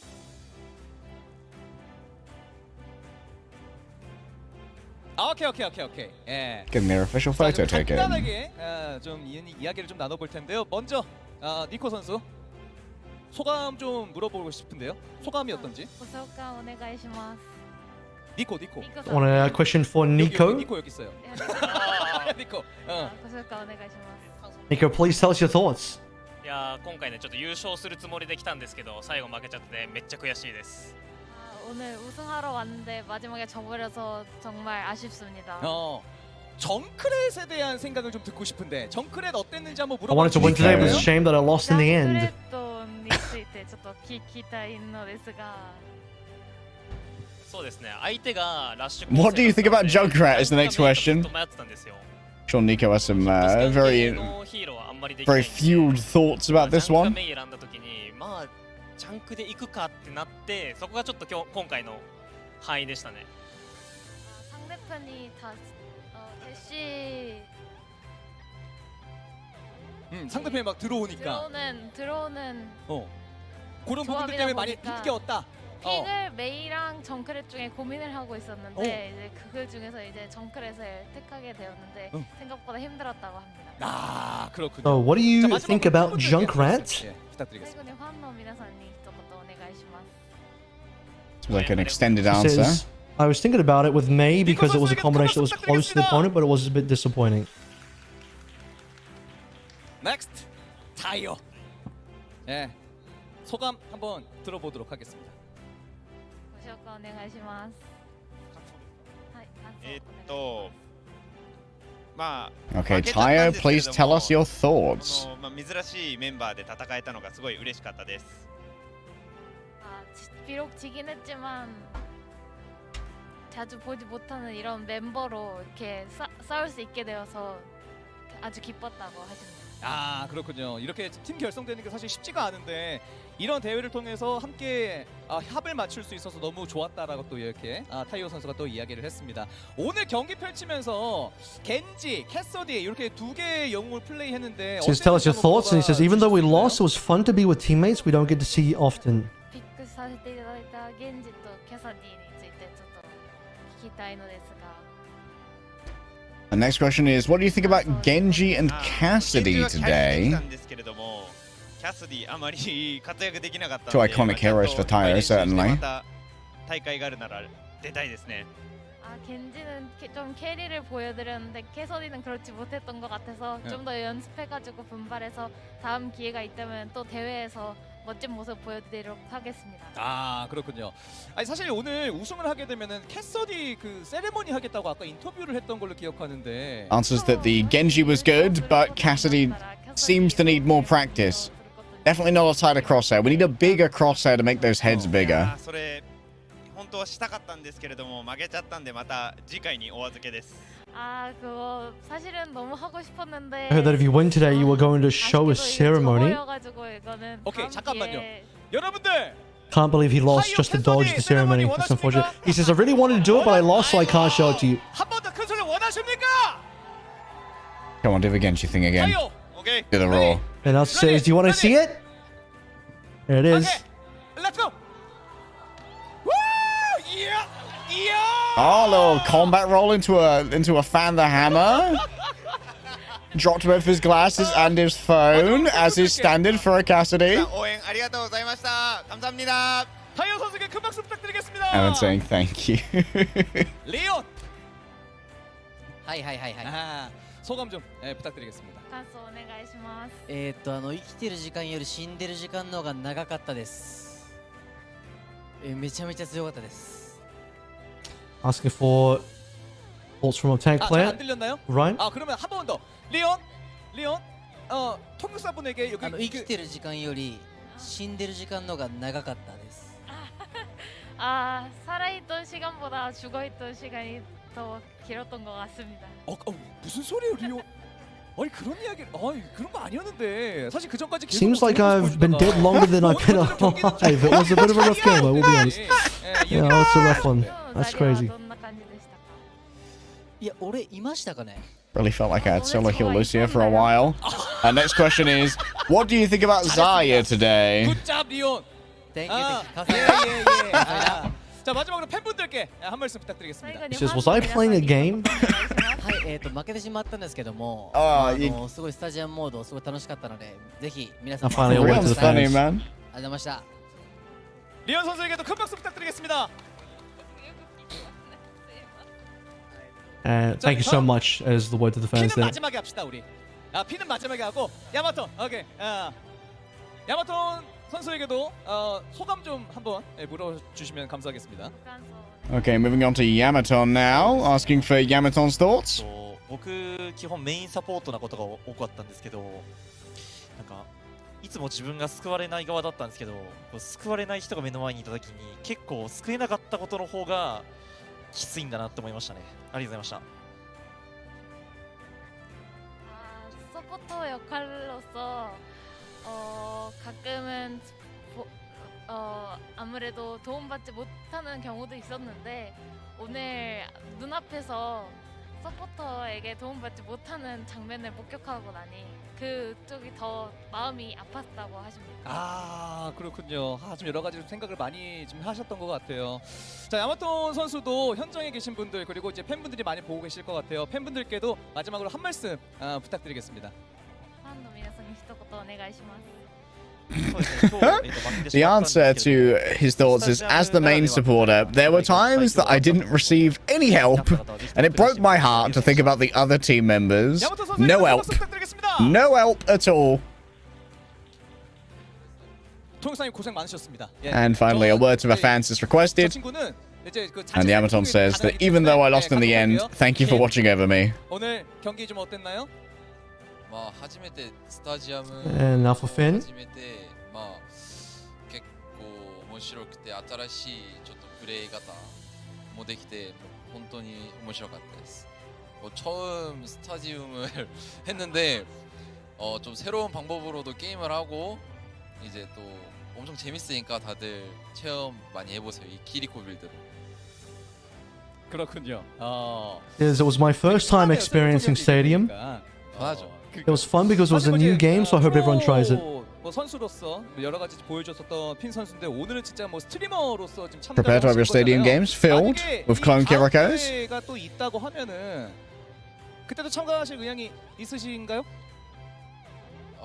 もちろん呼んでくれればいつでも OK です. You've shown so many sides of yourself as a pro gamer. Will you participate in the next competition? 선수만큼은 무조건 꼭 잡고 싶었는데 그게 좀 아쉬웠다라는 장면이 있었을까요 혹시? 저희 팀에서요? 말고 상대 팀에서. 일단 울프 선수. Finn responds, of course. If you call me, I will definitely come.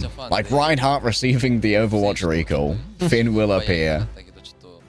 1試合しかできなくてちょっと惜しかったです. 제가 초등학생 때부터 울프 선수 진짜 완전 팬이거든요.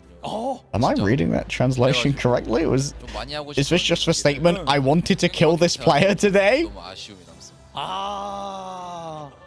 울프 선수가 지금 돌아서. In terms of facing Wolf, he says, I've always wanted to face Wolf since I was in elementary school. 좋습니다. The recursive Wolf down there? 今回日本代表できたので、ちょっと優勝できなくてちょっと惜しかったけど、結構俺的には楽しめて。Finally, a word to the fans is requested of Finn. Of course, there are many of them here at the studio. 핀 선수에게 큰 박수 부탁드리겠습니다. 자, 이렇게 2위를 차지한 팀 재팬의 인터뷰도 모두 마무리 짓도록 하겠고 마지막으로 팀 재팬에게 큰 박수 부탁드리겠습니다. Finn responds, thank you so much for watching. That's the end of our second place interview here, which means that now only our champion team remains. 자, 이렇게 2위 시상까지 모두 끝마쳤고요. 이제 우승팀을 무대 위로 모셔보도록 하겠습니다. 오버워치 2 스타디움 동아시아 스트리머 대전, 이제 우승팀을 모시겠습니다. 우승팀 차이나입니다. And the winning team taking the stage now, Team China, who, after struggling in the early games, came back strong to take it all and now check for $20,000 as their prize. 자, 우승을 차지한 중국 팀에게는 $20,000의 상금이 Great comeback from Team China. 카메라 보면서 포토 타임 카메라. Getting their official photo taken here. As for victors of the event. 네, 감사합니다. 자, 간단하게 또 인터뷰를 나눠보도록 하겠습니다. 먼저 제임리, 소감을 먼저 좀 물어보도록 하겠습니다. 有什么感想吗？首先非常感谢守望先锋能邀请 So, 我们来参加这个比赛。 Tell us how you feel about winning for Jamlee. 36了，没想到还能打一场线下的国际性的比赛。我的女儿今年也8岁了，她没想过我今天可能会夺冠，但是我想跟她说，爸爸做到了。 네, 우선 이렇게 대회에 초대해 주셔서 너무 감사하고요. 제가 올해 36이거든요. 이렇게 무대에 오를 수 있어서 너무 영광스럽고, 그리고 저희 딸한테도 너무 고맙다, 사랑한다고 말하고 싶습니다. 그렇군요. Thank you for inviting me to a competition. I'm 36. It's great to be on stage and playing games. Thank you to all my teammates too. He also mentioned a word as well that it meant a lot to him to be able to play this, as he has also a daughter that's 8 years old, and to be able to say that his father, that he is the father one for his daughter. Aww. 今天玩的是士兵。 Next question is asking how Jamlee feels about Soldier 76. 对诀窍吗？ 솔저 스타디움 팀。 我觉得士兵76在目前这个模式里面还是非常厉害的。你可以使用很生存的一个模式去打它，或者是一种偏团队型的打输出伤害的都可以。它非常的万金油，很厉害。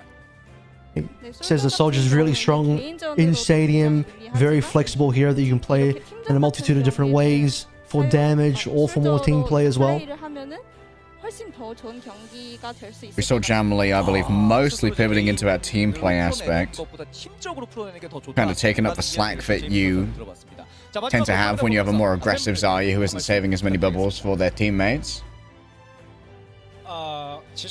And now asking Jamlee for a word to the fans. 我想对 CNOW 说，加油，我们行，你们也一定行。 제임리 선수에게 큰 박수 부탁드리겠습니다.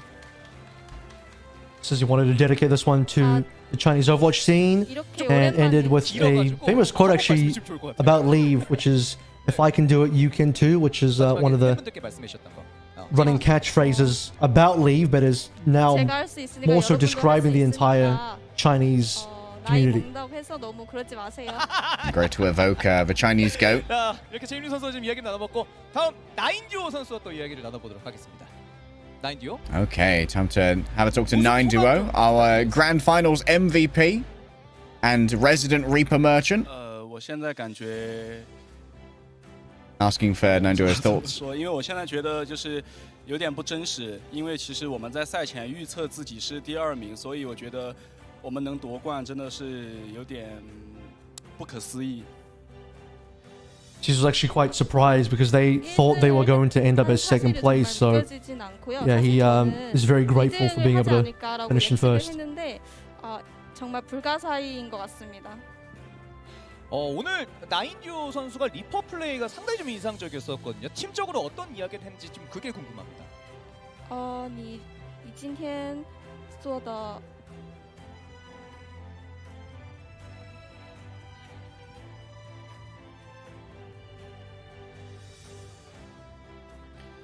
团队的秘诀就是跟大家沟通好，就沟通非常的重要。因为如果光靠我一个人的话，我是杀不死后排的。其实因为来到决斗领域这个模式之后， I imagine this is probably a question about Reaper.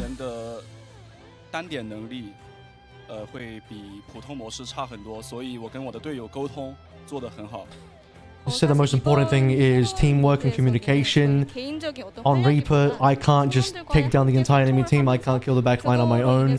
We need to be able to efficiently work as a team, and so our communication won for us today. I will, however, solo Death Blossom and Junkrat. I can do that. 이렇게 지금 나인디오 선수가 얘기를 했고 마지막으로 좀 팬분들께 한 말씀 부탁드리겠습니다.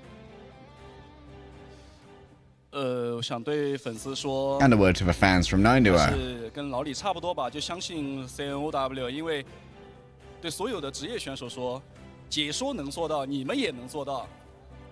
He says, word to the fans is, you know, believe in Chinese Overwatch, have faith in Chinese Overwatch. If a broadcast member, a caster like me can do it, then if you're a professional player, you can do it and win too. 마다 우승 소감 부탁드립니다. Here's MADA. World's most dangerous stadium, Zarya. 其实就从来没想过会得到第一嘛，然后 Asking how MADA feels about winning. 尽力就好，然后真的没想到得到第一。 He says, truly I didn't think we were going to win first place today. I never thought I would win in first, so that feels great. 아니 오늘 자리아로 진짜 공격적인 모습들 너무 잘 보여줬었거든요. 또 어떤 식으로 플레이했는지 본인만의 그런 빌드나 이런 거 좀 한번 설명해 주시면 좋을 것 같다. 이렇게 한번 전달해 주시겠어요? Now asking your thoughts on Zarya from MADA. I imagine likes being able to carry. 공격적인 자리아 많이 보여줬었거든요. 과연 마다 입에서 어떤 이야기를 하게 될지. 秘诀就是叫队友不要抢我的盾。秘诀就是叫队友不要抢我的盾。 He said, "Don't steal my kills." He said, "I told my team to not steal my kills." I'm the carry. Step aside, noobs. The MADA Zarya has arrived. 됐나요? 네. 저의 비결은 그냥 모든 기술이 제 스스로 하는 것이 저의 비결입니다. 자신감을 가져라. 이런 이야기를 했습니다. 마지막으로 마다 선수 팬분들께 카메라 보면서 말씀 한번 해주시면 좋을 것 같아요. 差不多吧，就是反正老逼都And a word to 老 the 逼都尽力 fans. 了，大家加油，好吧？ 네, 비슷한 말인 것 같아요. 저희도 열심히 했으니까 여러분들도 똑같이 할 수 있습니다. 마다 선수에게도 큰 박수 부탁드리겠습니다. The same thing. You can do the same thing. Lot of 크리드 선수와 좀 이야기를 나눠보도록 scene-directed gratuity 우승 소감 좀 부탁드리겠습니다. from the Chinese players here. Of course, their scene has been recently reinvigorated. 解开自己一直以来一个遗憾嘛。 Chinese Overwatch is back, baby. Now it's Creed's turn to tell us their thoughts. 한을 푼 것 같다. 우승을 통해서. 아니 루시우로 상당히 좀 This is a long-held wish has come true. 상대방 품에 좀 파고들면서 좀 진영 자체를 붕괴시키는 플레이들을 굉장히 많이 펼쳐줬었어요. 루시우 어떻게 하면 잘할 수 있습니까? 怎么样能玩？ And Chris of Lucio was very impressive. 在决斗领域这个模式嘛。对，玩得更好呢。我跟其他两位卢校的理解差距就是，我觉得右键回血那 Asking 个 how he 动 can 作 play 该 like 退的 that. 时候反而没有推进的。 Definitely the most aggressive Lucio we saw. 就是该有的时候，因为他需要用那个右键去回血。但是如果说你一直用右键回血的很紧急的时候，你就没有右键，所以说我那个打法是跟他们是有所不同的。 He says a lot of it came down to the difference between him and the other two Lucios was up to how he was using his right click the boop. 경기를 플레이했습니다. 다른 주들이 이제 보편적으로 쓰는 것보다도 다른 빌드 좀 썼다. 본인만의 빌드를 썼다. 뭐 이렇게 좀 이야기를 해준 것 같습니다. 크리스 선수 그러다 보니까 워낙 좋은 플레이를 보여줬고요. 마지막으로 팬분들께 한 말씀 부탁드리겠습니다. 对粉丝说些什么？其实我想说， And finally, a word to the fans from Creed. 我一直以来偶像或者说是前进的目标吧。然后这次也确实是解开了自己的一个心结。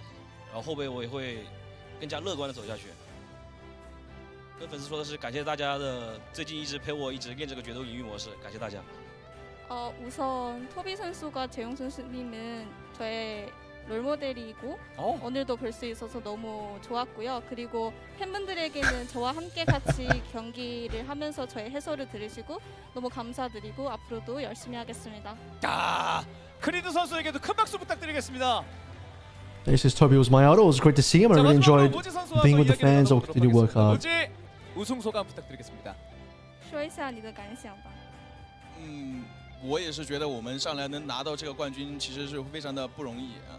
其实我的想法跟前面9朵是一样的啊。我们解说可以做到，你们也可以做到。CNOW 加油啊！感谢各位的支持。Muzi, tell us how you feel about winning. And he says, you know, yeah, again, I didn't think that we were going to win today, so really proud of the team. And similar to what 9duo said, if we as casters can win, then you can definitely win as well.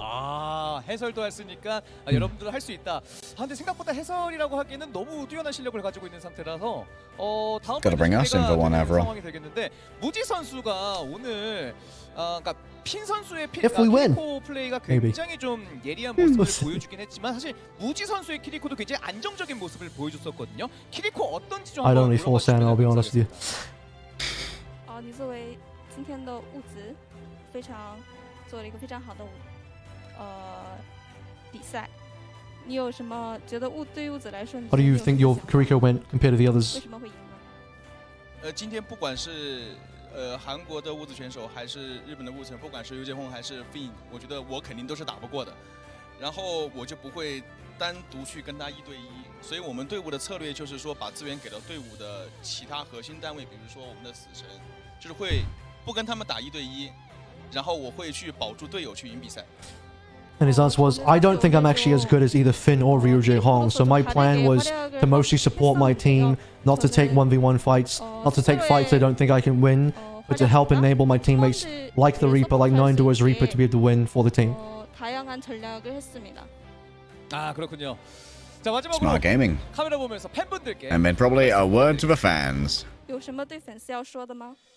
首先感谢在屏幕前的观众朋友们，然后感谢现场的观众朋友们，然后最后感谢我们的队友，也是有你们的支持，我们才能拿这个冠军。希望以后 CNOW 越来越好，谢谢大家。 He says, thank you for the people watching at home, the people watching in the audience, and my teammates for being able to pull together a win today. And hope we'll be able to win again, and for Chinese Overwatch to be able to win. 무지 선수에게도 큰 박수 부탁드리겠습니다. 자, 이렇게 해서 한중일 3개국에서 모인 스트리머 대전이 모두 마무리가 됐습니다. 참 즐거운 시간이었는데 어쨌든 각 국가별로 좀 다른 색깔을 보여주는 모습이 있어서 참 색다르웠다라는 느낌도 듭니다. 어쨌든 이번 17시즌이 패치가 되면서 스타디움도 좀 새롭게 개편이 되고 The final thoughts on Stadium. We get to cast our first Stadium. The third time Stadium's ever been broadcasted officially. Yeah, it was great fun. I can't wait for this Kiriko build to be nerfed, but really excited to get more and more characters involved. I think Trace is going to be a very fun addition as well. Really going to up the chaos level. For those of you in chat, fiending for the drops right now, there will be a rebroadcast on the official channel, so make sure that you're following wherever you are watching right now. So if you haven't got yourself your OWCS home Kiriko skin, you can come back and finish it off later. Thanks for watching, guys. This has been the Overwatch 2 Stadium Asia Streamer Showdown. Congratulations once again to Team China and for Team Japan and Team Korea for showing up to play as well. Fantastic tournament, Avril. This has been Leg Day. We'll see you all next time. Thanks very much.